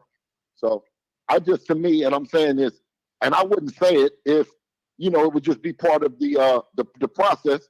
Had Jim never said that, or George never said that they've been doing everything that they can to help me get in. If that's the case, then why would you object to me having some kind of transmission with Devin during the fight? That's the only question I would have towards the Kambosos' team. You know, the rest of the shit about snitching and about all that shit, the people know that. You know what I'm saying? That shit ain't true. You know, what Kambosos wants us to do is get off the fact of this is the Super Bowl of the lightweight division. This is a fight of this magnitude that we should talk about what's going to happen in the fight. How will the fight play out, right? What is Kambosos going to do in the fight? What is Devin going to do in the fight, right? Why would we be talking about any of this other shit? A DM, you know what I'm saying? A DM. You're talking about a DM of a fight that you already fought, right? This countryman stuff and all this other stuff. These are world champions that are fighting for the undisputed lightweight championship of the world. So I mean, he's distracting. You know what I mean? It's a part of warfare where you're spreading chaos. You're spreading lies. You're spreading lies, and you're trying to see how is it going to affect, you know, affect Devin and Devin's mental and his team. And we're here to tell you is that it's not. That doesn't affect us at all. We know that Devin has a job to do. Like I said, he's done it 27 other times. He did 138 as an amateur, and we're ready to go. You know what I'm saying? Whether I'm able to talk to him in the corner, or whether I'm at home watching it on the TV. You know what I'm saying? We're ready to go, Tay, Drew. We're ready to go. You know what I'm saying? And all that other shit that the Kambosos team is talking, you know what I'm saying, is bullshit. We're focused on the fight, and all the other stuff outside the ring, and you know what I mean, the DMs and the countrymen stuff and all that, man, those are just distractions. Absolutely. And it seems like, you know, he's in a position where if he feels that if he throws enough shit at the wall, he's hoping something will stick. And he keeps calling Devin out of his name. Again, look, you guys have been professional through this whole process. All right. And you know, we fucks with y'all heavy. But I'm not sitting in front of him, and I'm gonna get on. I'm gonna talk my shit on my channel. All right. The Kambosos family, those guys are pieces of shit. I was just right before you called, I was playing a interview. I played his father's interview, and I played George when he sat down in front of Devin. And he gets all this. See, George, all that chicken George, all of that shit, that's nervous energy. He's talking about receipts and DMs and all this other weird shit. It makes zero sense. It seems that he keeps trying to get Devin off of his game. And Devin is just sitting there, the professional that he is, calm. He's not turned up, screaming and hollering. This is nervous energy. He's calling Devin a gangster, but this guy walks out listening to 50 Cent. You understand? It's a living contradiction. What I want to know is, fuck that, I'm going to talk my shit. How you think this ends, Bill? Oh, it won't be pretty for the Kambosos team, and I don't think that he, you know, over on our side, it's a wankster. You know what I'm saying? That's what George Kambosos is. He's talking about shit that he knows nothing about. He's dressing and carrying a persona that he's not. You know, he's totally acting. You know what I mean? I met him, and he's appeared to be a good kid. I'm sure Jim did raise him to not be the way that he is. But I mean, this is something that they're using. They're using to try to rattle Dev, but I think it's taking away energy from them. It's energy that they're placing in the wrong place. You know, they should be concentrating on the fight at hand, and that's just what we're doing. We're focused about it. We know that George doesn't have the jab that Devin has. George doesn't have the feet that Devin has. He doesn't have the defense that Devin has. You know what I mean? And we're gonna totally exploit him. We know that he's not stronger than Devin. You know what I mean? And these are things that we're gonna exploit on June 4th. I refer to and I want everyone in the chat to listen to this. I'm on Instagram right now, and when I say that there's a code that people must follow, and when I use terms like remaining on code, I'm gonna read something to y'all right now. I'm reading this. It says, I'm backing George Kambosos Jr. to become unified champion of the world. Exciting times for boxing and sports fan. Hashtag Kambosos Haney. You know who said that? Who said that? Jeff Horn. Oh, yeah. Jeff Horn said that. So, family, when I talk about remaining on code, this is the crap I'm talking about. The man's on code. And this guy done talked ish about him. He told him flat out, look, man, Manny, he said, Jeff Horn don't pay my bills. Manny Pacquiao paid my bills. And if Jeff Horn got a problem with it, I could come up 2 weight classes and we could fight about it. That's what he said. At that time, that's what he said. And through all of that, well, he called him nothing but a school teacher as well. That's right. You know what I'm saying? He called him nothing but a school teacher as well. But like I said, that's them. And these are things outside the ring, you know what I'm saying, that they want us to talk about. Talk about Jeff Horn. Jeff Horn, you got the shit beat out of him by Terrence Crawford. What are we talking about Jeff Horn for? You know what I'm saying? Like, you know, Kambosos is trying to deflect from the fact of that Devin does everything better than him. Yes. You understand what I'm saying? He does everything better than him. Yeah. What is there any element of danger in reference to George Kambosos versus Devin?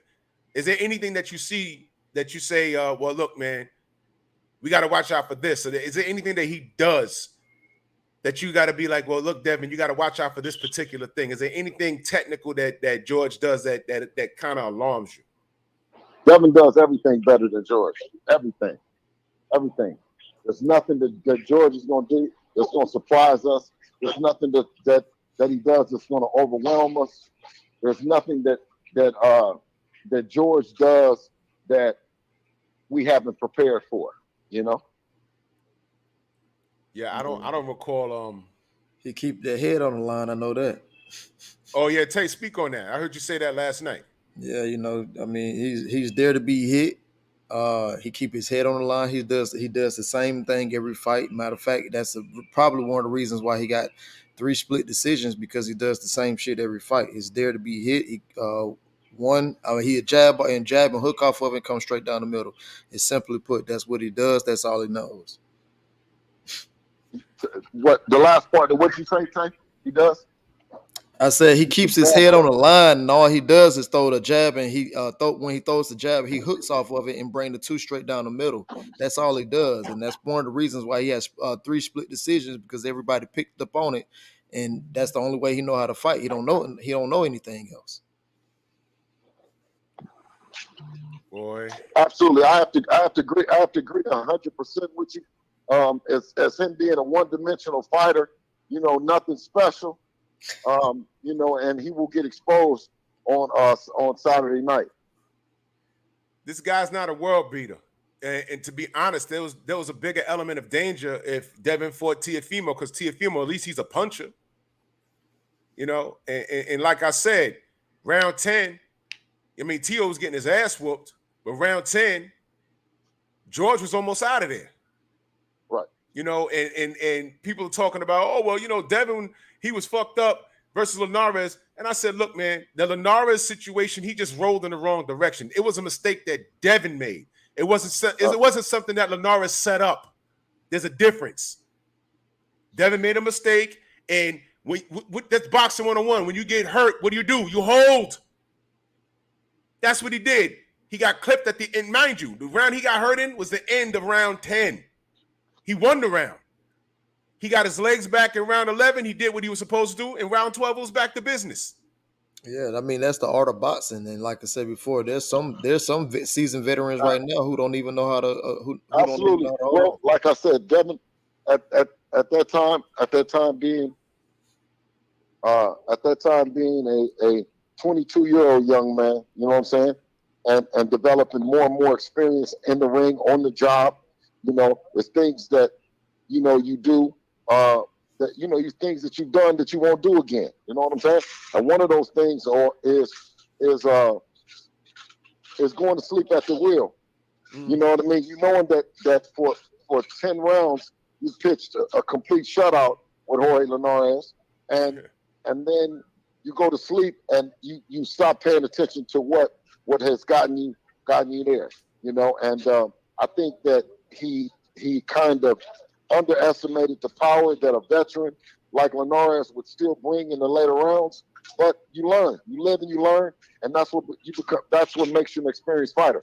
So the experience in the Jojo Diaz fight, the experience in the Jorge Linares fight, both of those fights give him much more experience when going against George Kambosos.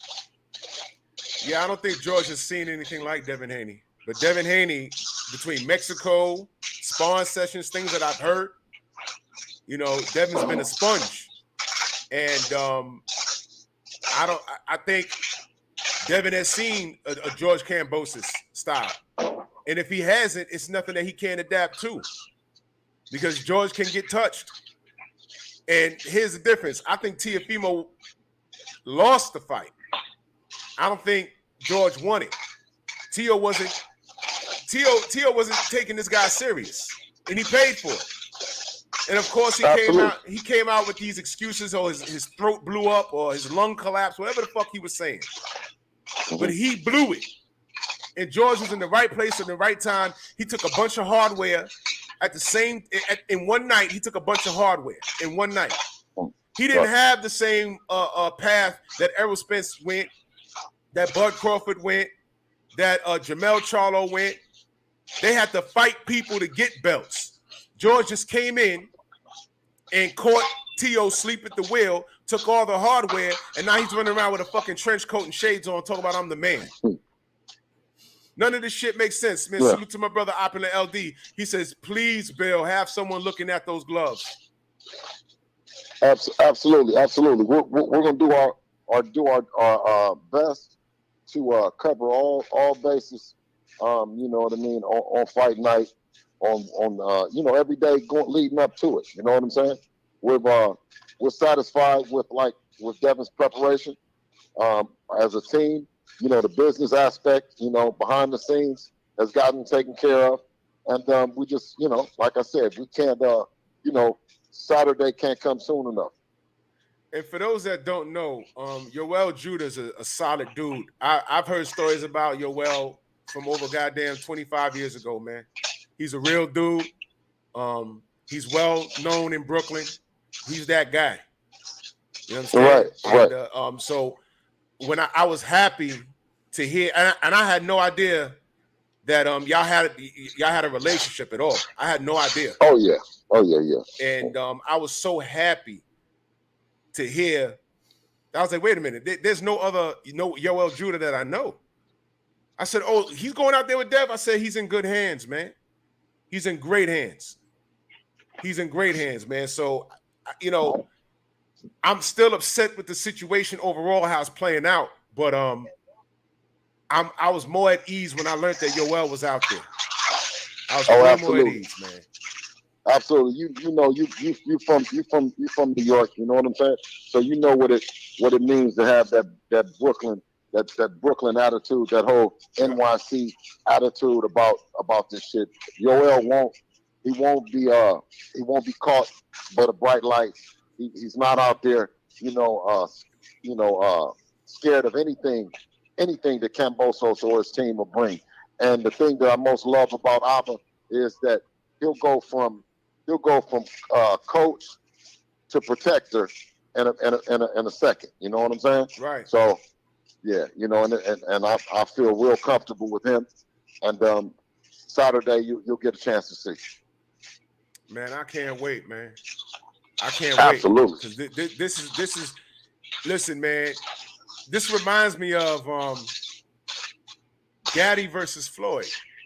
I remember when I read that they signed to fight each other, I said, man, Floyd's gonna dog walk this dude. But as we got closer to the fight, there were people like, I don't know, Gaddy, he'll walk through 3 to land 1 and those body shots. And I said, listen, no. This is gonna be a massacre. And there were people right up to fight night, people saying, oh man, Gaddy's a warrior. Man, Floyd beat him like a drum. And I see, George is a better boxer than Gaddy, but he ain't tough like Gaddy. All that Spartan bullshit is bullshit. It's bullshit. And I think by like round 2, you're going to see that there's a significant difference. He called Devin a runner. Mm-hmm. Bro, you ain't got enough pop to make anybody run. Fuck is he talking about, a runner? Who run from what? No, he's not.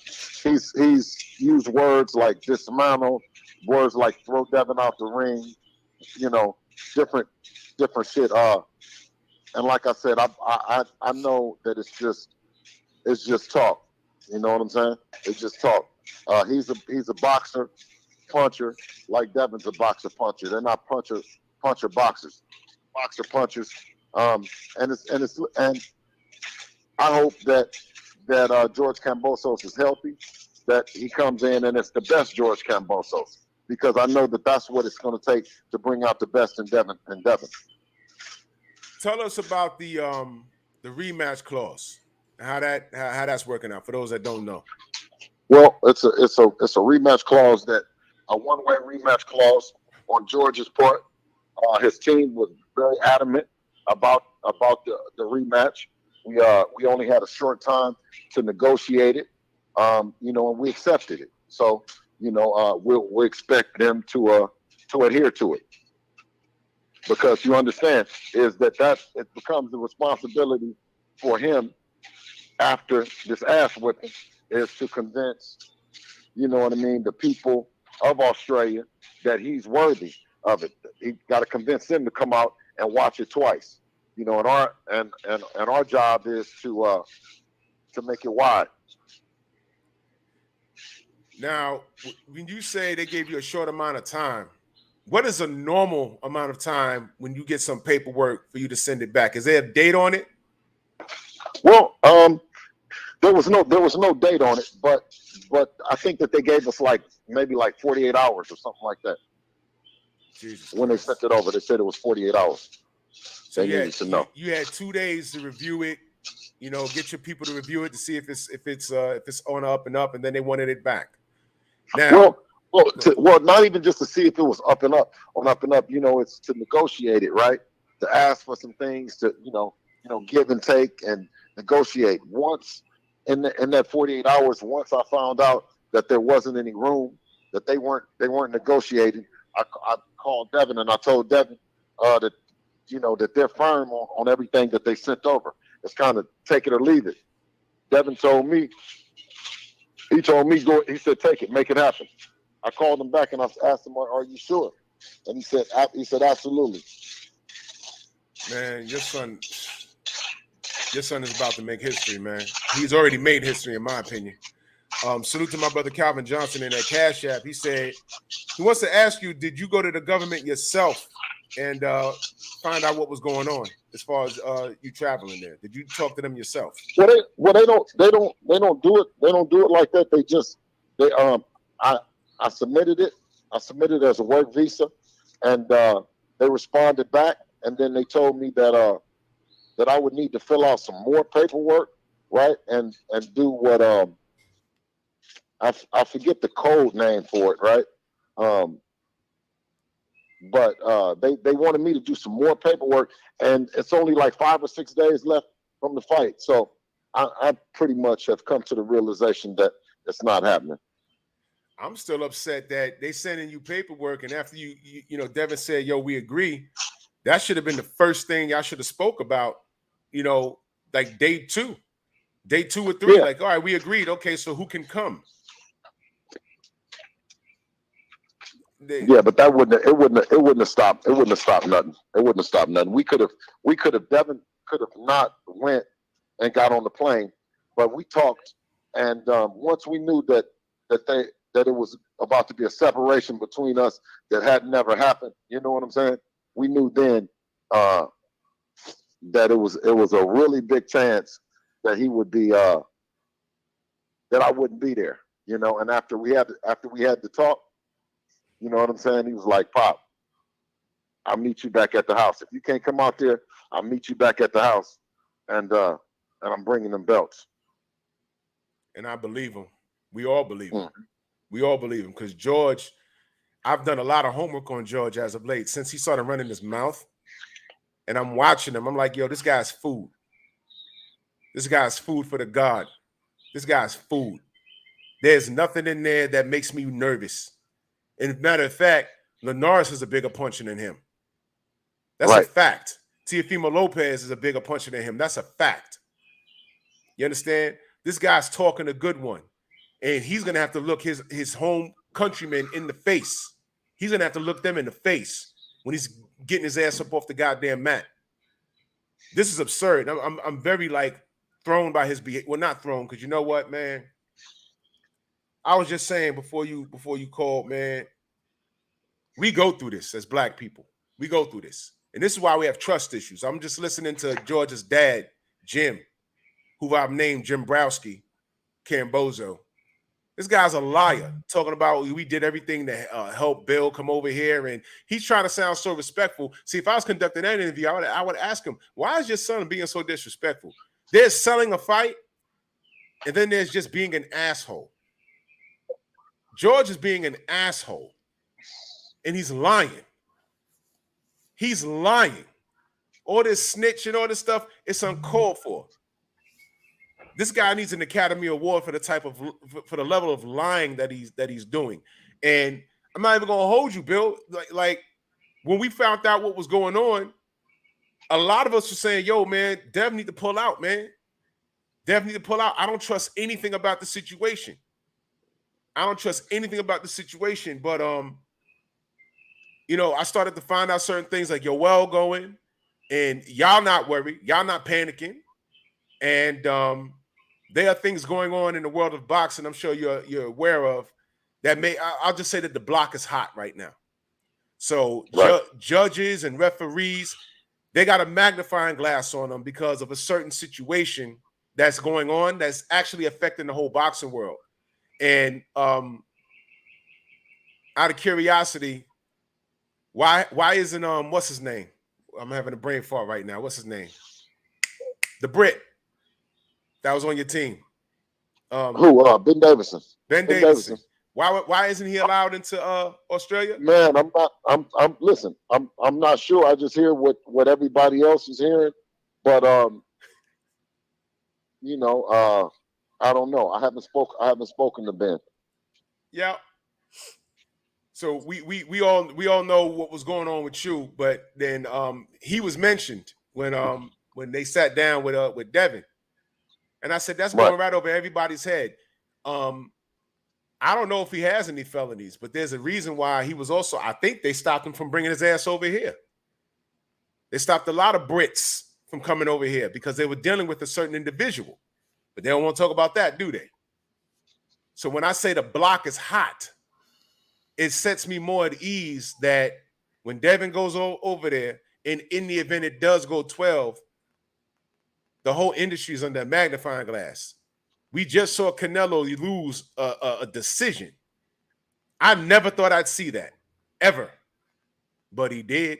And then I saw those scorecards, and it still looked funky to me. So the block is hot. So the help that Kambosos may think he has, it might not be there. But it don't matter because I think he's going to take a dirt nap. I think Devin stops him. And I think he does it relative. If he's going to stop him, it's going to be relatively early. That's what I believe. Because this guy's food. And I sort of stare down. Something I didn't realize. Devin's bigger than him, man. Well, that's what I told you on. And you can take a look at his box rec, right? His box rec has him 5'9.5", and they have Devin at 5'8" on box rec. You know what I'm saying? So everything about this guy, is acting. It's it's made up. It's not real. And he'll get exposed on Saturday night. Tay, what you got? Man, I'm actually just laughing at the whole thing. Like I say, number one, I just don't like the fact of, how they portraying Devin. But when I sat back and listened to Padman McGriff last night, and he pretty much said that honestly it didn't matter what Devin was telling Teofimo. It didn't matter because they already had the drop on Teofimo Lopez, basically stating that Javier Cinto and Padman was in the same gym when he trained Tio from the same gym. So it's hand in hand. Like, these guys know each other. It's the amateurs, and the amateurs, it's very, very small window. And of course, the boxing world is already small anyway. So, it didn't matter what Devin said, but they already had to drop on it. But that's the part that they're not going to talk about. You see what I'm saying? And I just think that's the frustrating part, because it don't make any sense. They're portraying Devin to be something that he's totally not, and I just think that is, beyond character. Yeah. Well, listen, June 4th on ESPN, Saturday, the world will get a chance to see, Devin rise to even another level. You're going to see a better Devin than you've seen, in Jojo Diaz, Jorge Linares, et cetera, et cetera. He's only getting better, man. You know what I'm saying? And what you see outside the ring is a cool, calm, collected young man. And what you'll see is the same thing in the ring. And he's going to totally neutralize everything that Kambosos brings. And, we just are so excited, man, and can't wait to the fight. Hey, Bill, I just put a picture up of Devin facing off with George, and they're like nose to nose. And I'm looking at Jim Kambosos staring. He looks very nervous. But wait a minute, how tall is Devin? Well, Devin is 5'9". Devin is 5'9". They got him listed as 5'8" on BoxRec, and they got George Kambosos 5'9.5". Bullshit. I'm looking at this stare down right now. I'm looking at it right now.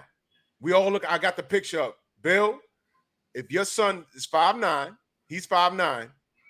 Okay. George got to be about 5'7". I'm looking right at it. I got the picture up. I'm looking right at it. This guy's a lot. Man, you know what? I put BoxRec on blast a few weeks ago. They full of shit too. Yep. BoxRec told us that AJ versus Fury was happening with a date and all that. And they had to retract that. I'm looking right at the poster. George Kambosos is about 5'7", man. There's no way. We're looking right at it, nose to nose. Oh, come on, man. Everything about this guy's a lie. He's full of shit. Todd French in that super chat, he says, salute to Drew, Tay, and Bill. Dev makes history. One man will defeat the entire continent of Australia. Salute to Black excellence. Prayers to Dev. It's all about the excellence, man. Let me see. I want to send. Hold on. Let me see. Hold on. Let me see if I got something for you. Hold on. This guy said they have him listed. Hold on. Let me pull up. Let me pull that up. Got the BoxRec? Yeah. Yeah. Let me pull this shit up, man. George Kambosos. By the way, I tried to put in George Kambosos' wife racist rant or racist tweet. Yeah, good luck finding that on goddamn Yeah, say Dev is 5'8". They say he's 5'8". Uh-huh. And they got him as 5'9". But guess what? You want to know how racist the world is? They got him at 5'9.5". You want to know how racist the world is? Y'all know the world map, and you see South America. Well, you see South America, and you see Africa. Y'all know that's not the real size of Africa, right? If I seen Africa for the first time, like from a satellite picture, I said, "What the fuck? That don't look like the world map." And the lady that showed, I was a kid when she showed me that. She says, "No, Africa, that continent is huge. Mm-hmm. I never saw that." That's how racist this world is. They even diminished the size of the continent of Africa. That world map that's drawn out, don't believe it. G5 Gabe in the building. He says, salute to my brother, my bro Drew Titan in the chat and fam. BFTV, I see you, homie. Man, exactly. He said the Sahara Desert is bigger than the entire country of America. Yeah. Yeah. They got this guy at 5'9". Stop lying to the people. We're looking right at it. This guy, his life is a lie. Qua Leonard, salute. This guy is a liar. I can't believe. Wait, hold on. Let me look at that again. Oh, hell no. Hell no. Hell no. Hell no. No. We got to share that. We got to share that. We got to share that.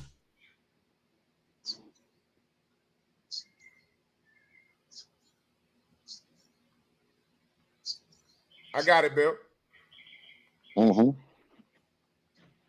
And you see what do they have T.O. as? On how tall is T.O. on Box Rec? They got him listed as 5'8". They got T.O. as 5'8". That's impossible. That's a lot because I know T.O. got to be every bit of 5'6", 5'7". I'm looking at this picture right now. He's shorter than me. I'm looking at this picture right now. All right. Look. Let me put it up.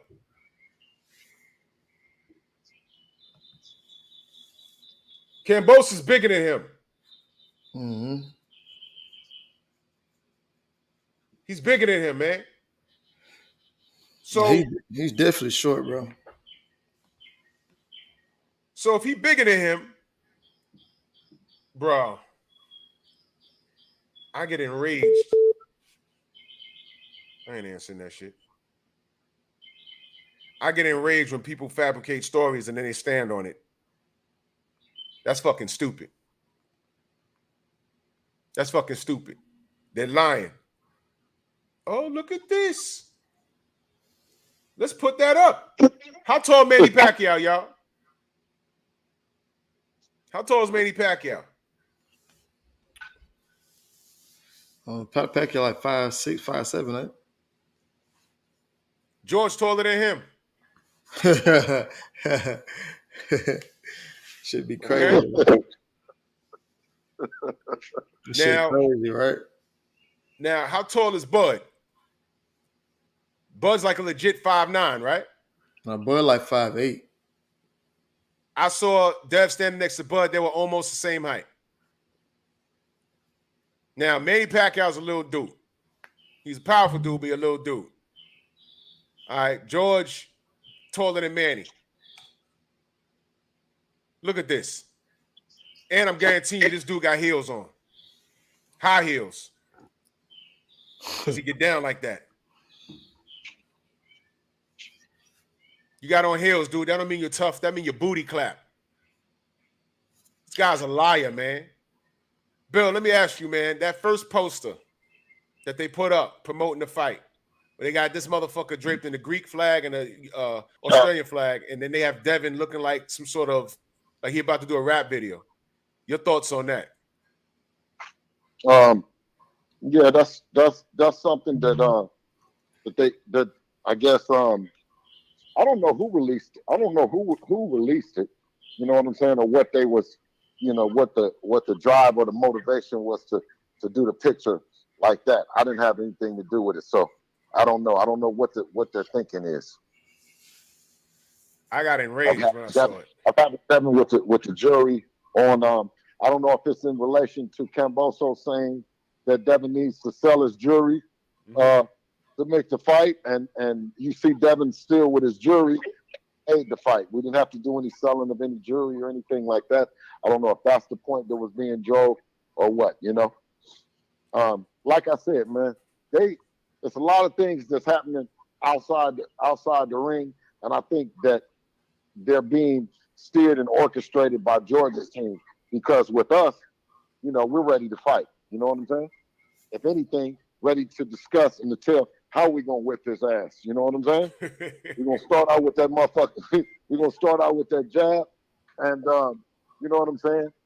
And we're gonna go from there. And we're gonna show you that George is just a step behind Dev. Yeah, I saw some sparring footage. I don't know if it was leaked on purpose, but whoever that was in the ring with him, he couldn't get out of the way of a damn jab. Hence to what Tay was saying, this guy can't keep his head off a straight line. He can't. He can't get out of the way of a damn jab. He's gonna be in trouble. Now the reach, I didn't even look at the reach. Dev got a longer reach than he does, also, right? Yep. Oh man, this guy's dead. This guy's dead. This guy's food. Salute to Diana Branch in that super chat. Much love. She says, Bill, blessings to you and Dev. Prayers up at all times for you and Dev. Dev got this in caps. Salute. That's our sister right there. Absolutely, Queen. You know what I'm saying? And you guys, man, you guys have a good one, man. Thank you, man, all the time, man. You know what I'm saying, Drew, for everything that you guys you do. Thank you for the platform, for letting me come on here. Tay Jones, man, thank you as well, brother. You know what I mean? And look forward to seeing you out here in Vegas when you come out, Tay. You Yes, know what sir. I'm saying? For sure. You got my number. You can always hit me. For sure. And I'll be back. I'll be back talking to you guys. Drew, I'm gonna talk to you Saturday night, Yes, Sunday sir. morning. Yes, sir. All right. We gonna cook, brother. Absolutely, King. I appreciate you guys, man, and everybody, man. Thank you for everybody inside the chat and everything. And you know what I'm saying? Keep us in you guys' prayers, man. We appreciate everybody. We got you. Yes, sir, King. All right, All King. right, Bill, I'll holler. All right. Yeah. Peace. There you have it, man. There you have it, man. Trill Bill Haney. I didn't even pay attention to the goddamn measurements until it was mentioned. Mm-hmm. And once again, BoxRec strikes again. They're lying. They've lied. George Kambosos is not 5'8". The guy's every bit of 5'7". Yeah, for sure. Devin is a legit 5'9". You've seen the face-off. I didn't know that he was that much bigger than him until they squared up the other day, and I was like, wait a minute. I was like, wait a minute, what? No, in person, Devin to me, he's big. Like a big 130, like a big 135 pounder. You see what I'm saying? Like a big one. I've been saying that for years. And which is one of the reasons why he said, he wants to go up to 140. You see what I'm saying? He's a big 135 pounder, and he got some height on him. You know what I'm saying? And oh man. And then Kambosos, I haven't seen Kambosos in person, but just looking at his body, he's nowhere near the body built frame that Devin has. And I know for a fact that Devin is tall. And I know, like I said, when he mentioned Teofimo, I said, damn, that is right. Teofimo's short as shit. He's shorter than me, and I'm short. Look, man, a lot of guys. I remember in New York, Canelo walked past me during the first Triple G presser. He walked right past me. He was like this big. I said, damn. That's a little motherfucker. He's small. Shit. I mean, because you see him on TV, it's like NBA players. They're on TV and they're around the same height as each other. But I was in New York and John Starks walked right past me. I was like, oh shit. He's 6'5". John Starks is 6'5". Right. I said, oh, okay. But on TV, he looked like one of the smaller dudes because everyone else around him is 6'8", 6'9", 7 feet. You know what I mean? So listen, man. I want a prediction. I want your prediction in your professional opinion. You're the pro. So give me your prediction. BF's trying to be funny. Oh, what you say? Wait. Oh, shit. Prediction. Man, Prediction. How you think this plays my out? prediction, like I said before, I watching Kambosos doesn't get his head off the line. Just like Padman said, you know, he throws the jab, and then off the jab, he throws a hook 1-2 straight down the middle. It's very blatant to see. It's nothing, you know, it's nothing else coming in return from that. He has that little twitch that he does often with the feints, but none of that's going to matter when you got a guy with the length and arm length that Devin has, who has one of the best jabs in the game. He can place the jab anywhere he wants to, and I'm just hoping that in the 8th, 9th round that Devin continues to plaster him with the jabs and hit him with something he don't see. But I'm gonna go as far as on the limb to say that I can really see in Devin's eyes that what he wants, and he worked so hard for it, and he knows what he had to do. I'm gonna go far as to say on a limb that I won't be surprised if he clipped Kambosos in the later rounds. And a lot of people may not agree with me because they would say Devin probably don't have this, they don't have the power, this and that nature. Well, when have you seen anybody walk Devin down? That's for a reason. That's for a reason because he has some type of power.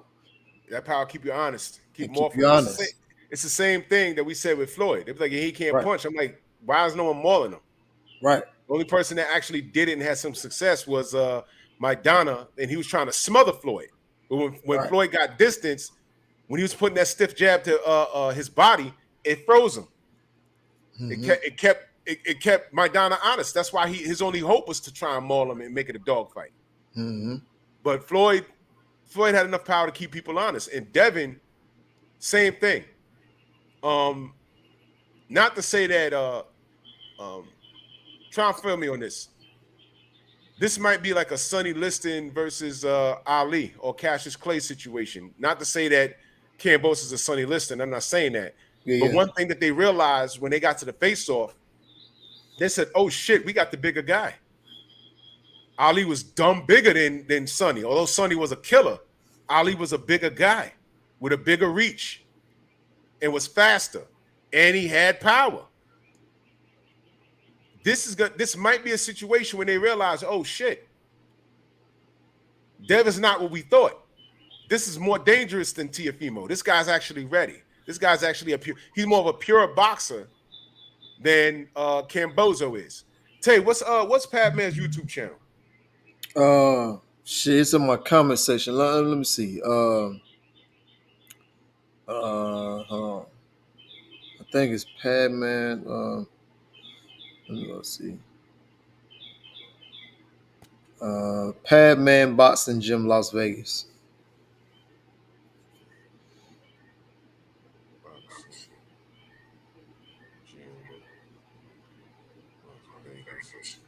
Because you played that clip last night, man. Yeah. Bro. Yeah. You know. That was crazy. Yeah, man. Yeah, Padman work. Padman, I'm glad that I got a chance to catch that because like I said before, people want to be the first to put out things without actually knowing all the facts behind it. You see what I'm saying? But Devin has someone on his team that's going to look out for him, and to even just say that much. I mean, the guy already knew what was going on anyway. You heard Padman say that, so it's like you saying all this stuff because why? What is that the video that you played? Was that off his channel? No, that was off my guy G5 Jet TV. That was his interview with Padman McGriff. I want to play some of it. Mm-hmm. Because that was let me tell you something. That was golden.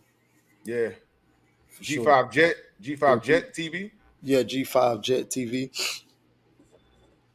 Jeff, G5 Jeff, I think. Oh. My bad. G5 Jeff TV.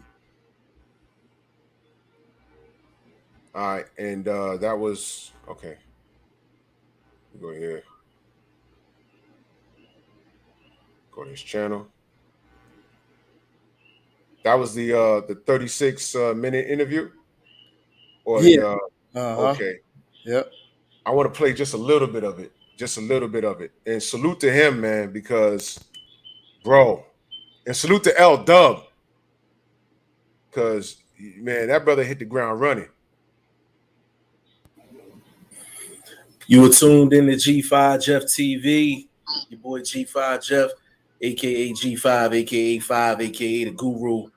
And unless you've been living under a rock or something, the person that's on this screen right now, Coach Padman McGriff, fresh out of the Devin Haney camp. What's going on, big bro? Life is good, man. Just enjoying Australia. Absolutely. Listen, for the people that don't know, Padman McGriff does have an article out. Definitely go check that out. Written by Shane. Big shout out to Shane. And yeah, we gotta put the spotlight where it need to be, and it need to be on Padman McGriff right now. So definitely go to g5jeftv.com. You can go to Padman's Instagram, and you can get to the article there. Definitely get to that. That's a good read. But listen, we not even gonna waste no time. The people in the States, we want to know how is camp, how is Devin Haney looking? Give us an update, bro. We have already worked on chemistry, and people are saying, like, why is he taking the time to work on chemistry now? No, we've been had chemistry. Okay. And I just want to set the record straight about Devin's chin. You got to understand something in the sport of boxing. People take punches on the chin, whatever. When I hear people say that he don't have a chin, let me explain. Number one, never been on the canvas. Number two, he can take a punch. It's the sport of boxing. That's just how it goes in the sport of boxing. 3, Kambosos been touching the canvas already. Yep. Okay. And then they say Devin Haney has no power. Come on, man. That's ridiculous. They forgot 1 year he had knockout of the year. That was on the zone.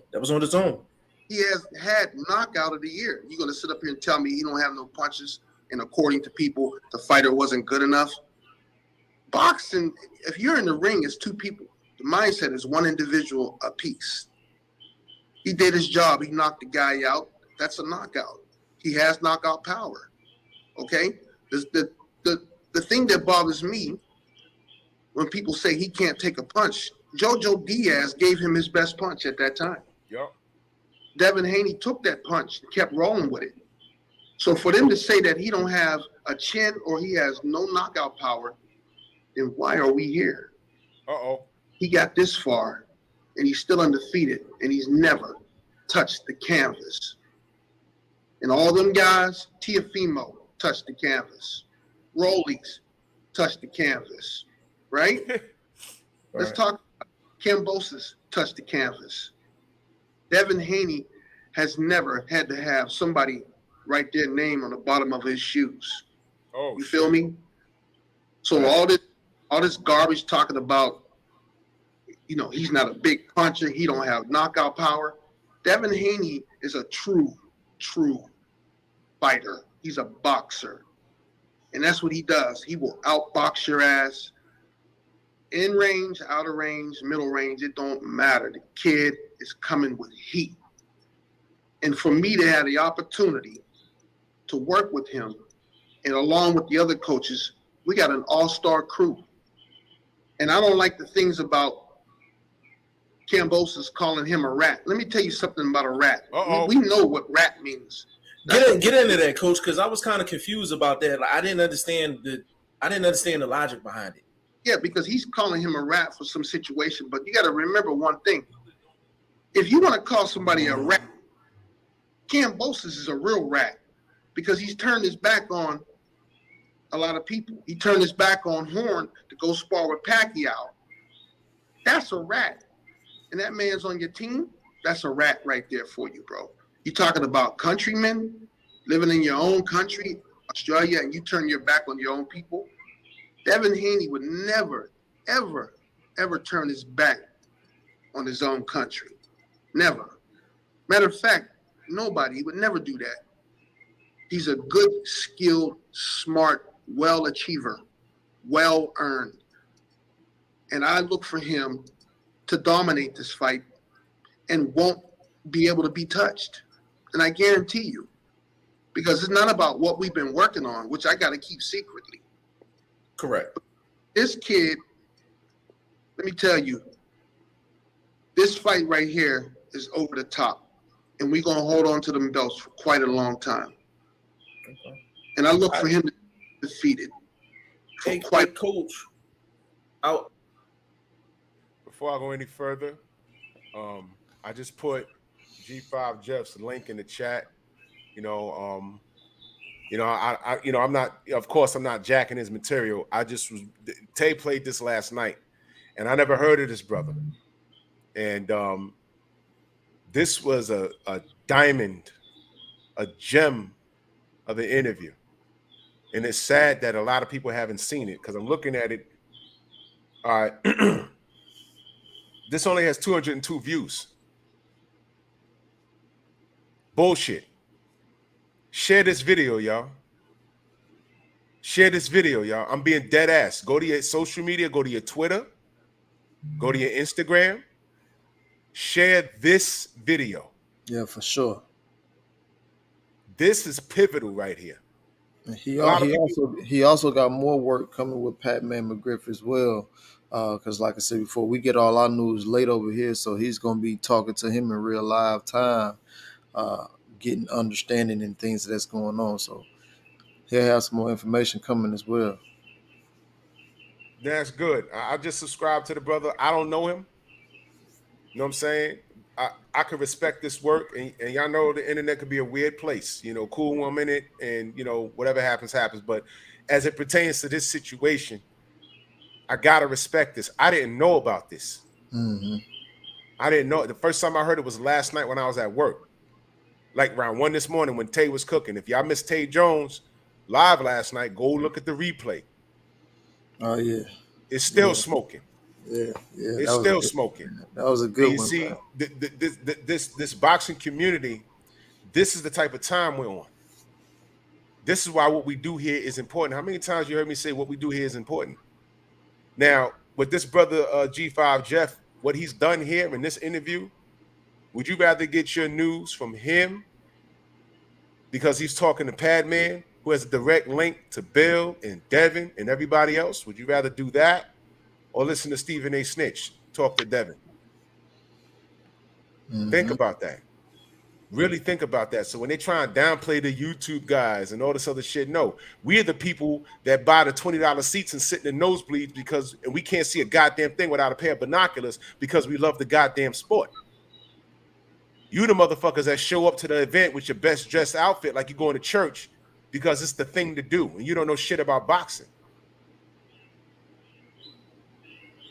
So I'm going to promote this brother's channel, and y'all need to, while y'all at it, this video should have 30,000 views easy, man. All these people that claim they love boxing. I'm offended. 202 views? I'm offended. This is stupid. Why does he? Come on. Yeah. Come on now. For sure. Come on. This is bullshit, man. Bullshit. Let me play a little bit more of this. I wanted to add on to what you were saying about Devin Haney and the power. And, everybody's not blessed with that Julian Jackson type power, And the thing about Devin Haney, and I know he got some sting on his shots, is because if he didn't have sting on his shots, people would just be walking Devin Haney down like it's nothing. And I haven't seen anybody walk him down. Happen. You're not walking. You're not going to walk Devin Haney down. It's right. First of all, quick. And he already had a great twitch when I met him. It's even better. Or I wouldn't be here. You know what I mean? Right. They put me on their team for a reason. They put Judah on the team for a reason. They got Rodney on the team for a reason. We got BDB on the team for a reason. And then throwing shots at his father is really ridiculous, bro. You don't shots. You know what I mean? It's just not cool. Hey, coach. And now I don't know if this is just a flat rumor or whatever the case may be. But they was saying that Kambosos was talking a lot of trash about his father, but it's also a rumor floating around that he was trying to get Bill Haney from not being going to Australia. Is there any truth to that? Hey, he ain't done a damn thing to do anything to help anybody. And that's for the record. Sure. It's fake. And he's putting on a facade, because when we seen his punk ass at the fight when he fought Jojo Diaz, they had a great conversation. Then all of a sudden, you're different? Why are you different now? Why are you different? Right. Why? Because you're different? Don't be fake, man. And that's not good. So we coming home with them belts one way or the other. That's real tough. Hey, coach, you know the thing that was funny, like during the press conference, you know, Devin Haney was like, yo, when is the act going to stop? Like, this not you. And I'm there in person. I've seen it. Boy George ain't coming home with, listen, Boy George is getting his belts taken away from him. Stop. I'm going to stop right there. I'm going to stop right there, and I got to pull something up for y'all, because a lot of y'all young. That went right over y'all damn head. He just called him Boy George. All right? He just called him Boy George. Okay? No, damn, wait. I got to pull it up. No.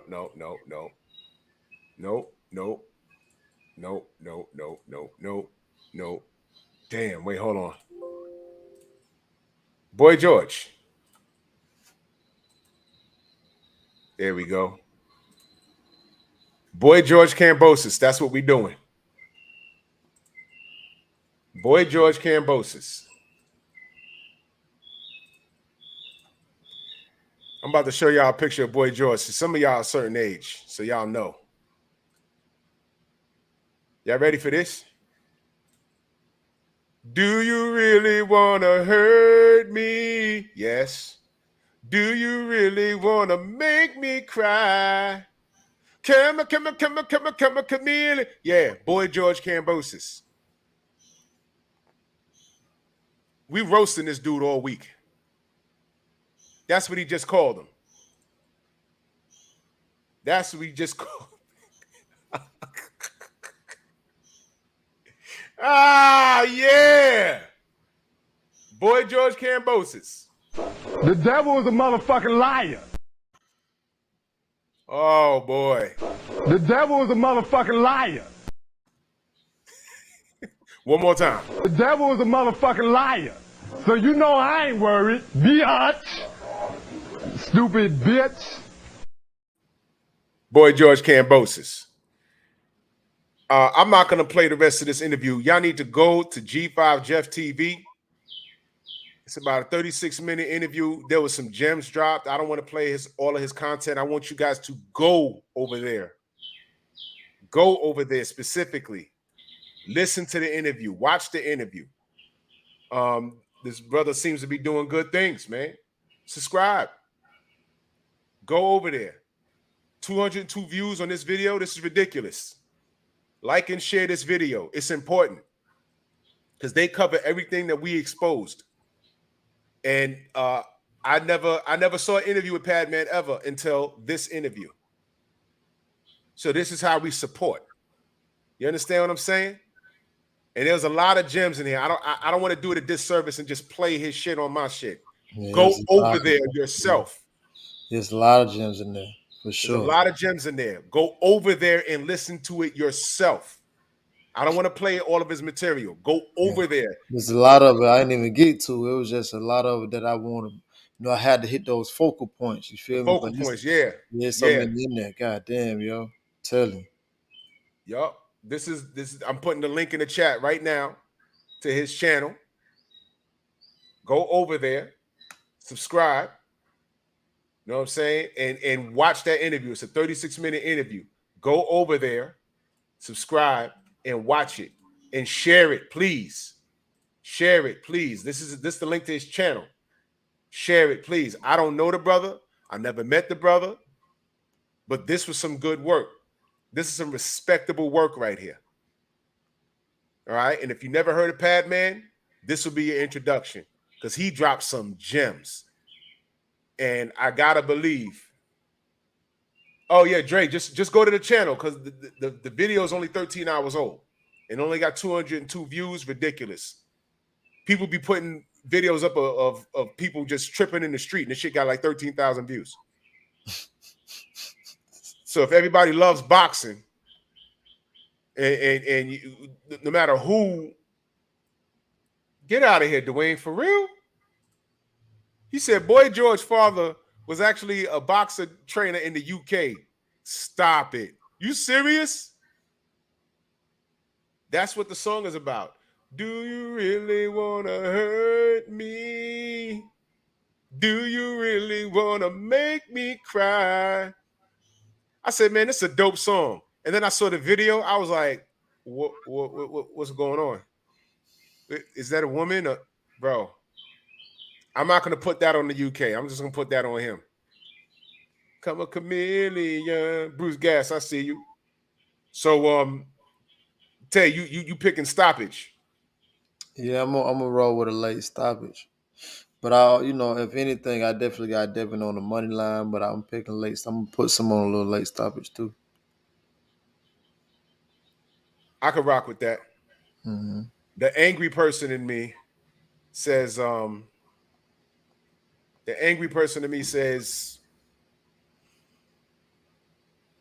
Devin in like 4. The angry person in me, but if I calm down a bit, I'll say late stoppage. I don't think George is not a threat. They have to pull some, they have to pull some like serious fuck shit to rob Devin. But Tay, leave me alone, man. The toilet seat is down, goddamn. It's down. Yo, Brian H. Salute Council. He said Boy George's brother actually had a pro fight. What's his name? Oh man, this is material, y'all. This is material. Well, listen, in closing, this dude is a hack. This dude is full of shit. And car fires are nice and alive. Now, motherfuckers, I hope motherfuckers see why I say that shit. Crash and burn. Car fires are alive. Oh, dog. I'm going to look that up. Oh, dog. I'm going to look that up. Oh, dog. Let me find out George Kambosos is really. I'm going to find out. Was it Jerry O'Dowd?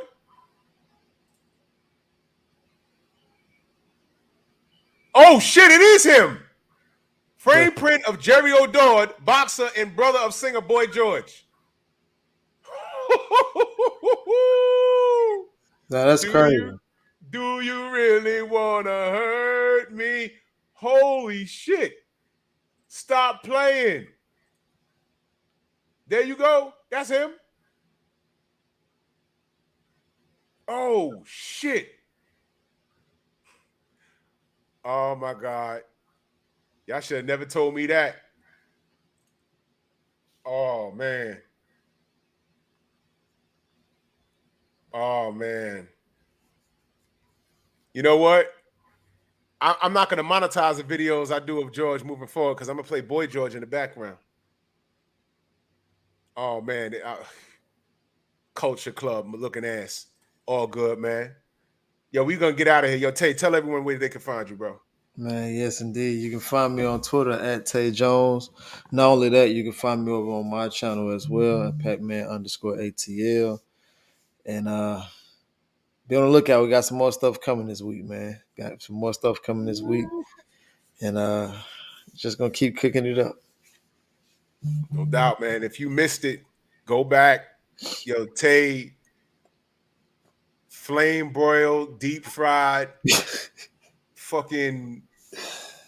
You know how Godzilla just comes stomping through shit and knocking over buildings? That's what Tay did last night. I was at work screaming. My coworker was like, "What the fuck?" Some stuff, some stuff it needs to be said, and like some stuff really makes me mad. Some stuff really ticks me off. You know what I'm saying? But when I look at Devin, though, I see a kid who chasing his dreams, things of that nature. I don't see a kid who's portraying to be anybody he isn't. You see what I'm saying? I don't see him getting in trouble, things of that nature. He take care of his family. He's always with his little brother. You know what I'm saying? Family-oriented type of things. And, when you go to a different country, they try to break you down and try to make a mental thing, but they're saying all the wrong things. You know what I'm saying? Nah, that's not how, that's not, nah. I don't commend stuff like that. So when you get stuff like that, I'm going to go off by that. No doubt. That's real, man. And, right is right and wrong is wrong. And that's how I took it, man. These personal attacks made me take it personal because the person that they're painting their Haneys to be is not what we see. But the ignorant will play off of what George says when you look at that goddamn poster. And I heard through the grapevine that they took that poster down. Yeah. They changed it. And I think Fred has something to do with it. I think Fred made some calls. That's what he said. And, that salute to Fred. Right. You understand? So, look, we got to hold each other down. So when I say remain on code, that's what I'm talking about. And before I get out of here, I hit up Jeff Horn just now on Instagram. And I don't know if he'll respond to me. He might do some research to, find out who I am and see me ranting and gracefully decline. And that's cool. That's cool. But just know that I hit him up. Oh, my God. Just know that I hit him up. And let me tell you what I said to him. Good morning, champ. My name is Drew Titan. I know this is random, but leading up to this weekend's fight, I would love to speak with you and get your thoughts on the fight. That's all I said. So he's probably looking at it and says, he's saying, what the fuck? Probably handing his phone to a PR person and saying, yo, who is this guy? And they're probably going to get back to him and say, yo, no, not that guy. Because he just went off on George, and you supporting George. You're supporting George after George said, yo, I'm helping Manny, and fuck you. If you don't like it, I'll come fight you. They're on code, y'all. They're on code. We can learn a thing or two from them.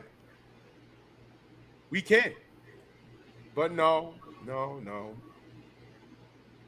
Instead, yo, I don't like these LDBC niggas. I don't like these niggas that support Deontay. I don't like these motherfuckers, because these motherfuckers, I try to keep it boxing. They always talk about race. It's not about race. I'm not like them. And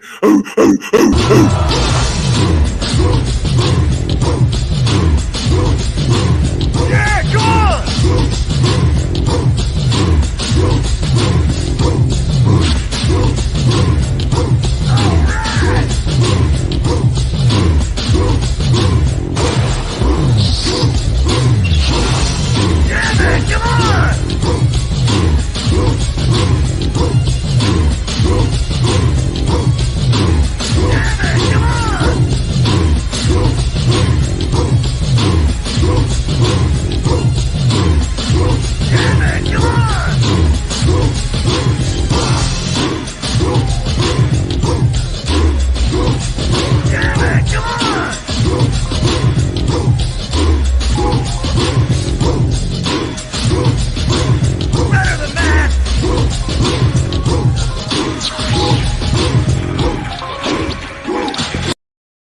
This shit's so goddamn funny. Fucking Tay goddamn fell off the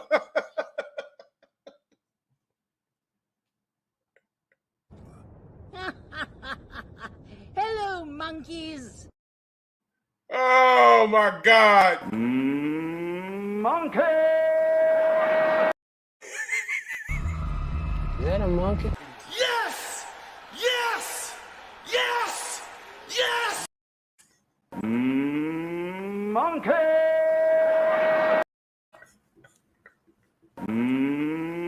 Monkey!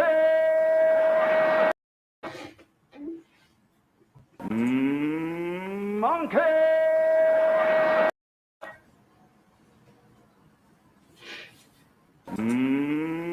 Monkey!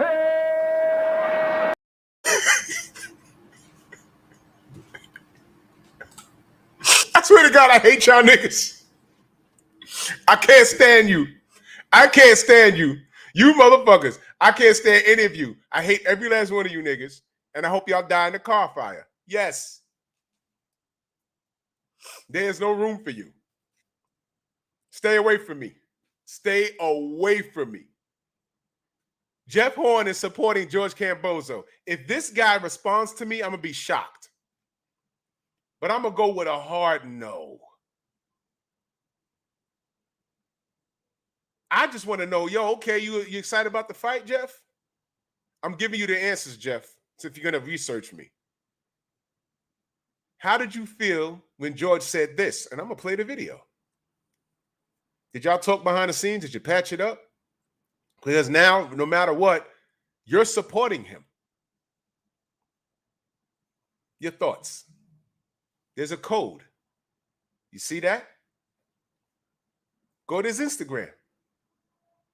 It's like right there.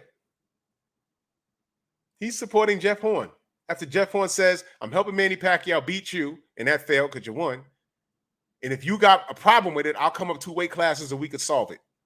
That's what he said. But he's rooting for Kambosos. Code, y'all. I don't know who's live right now, but y'all know who family is. Y'all know who family isn't. So continue with y'all day. Y'all stay blessed. And y'all already know what it is. Because come Sunday, that Australian gonna be mad. Dev's gonna bust your ass. We're gonna fuck you up. Don't get mad. Y'all make sure y'all subscribe to the Painful Excellence podcast. We'll be back here to roast. Because it's a weak roast. It's a slow cook of George Kambosos. I see y'all. Move! Why are you gay? Who says I'm gay? You are gay.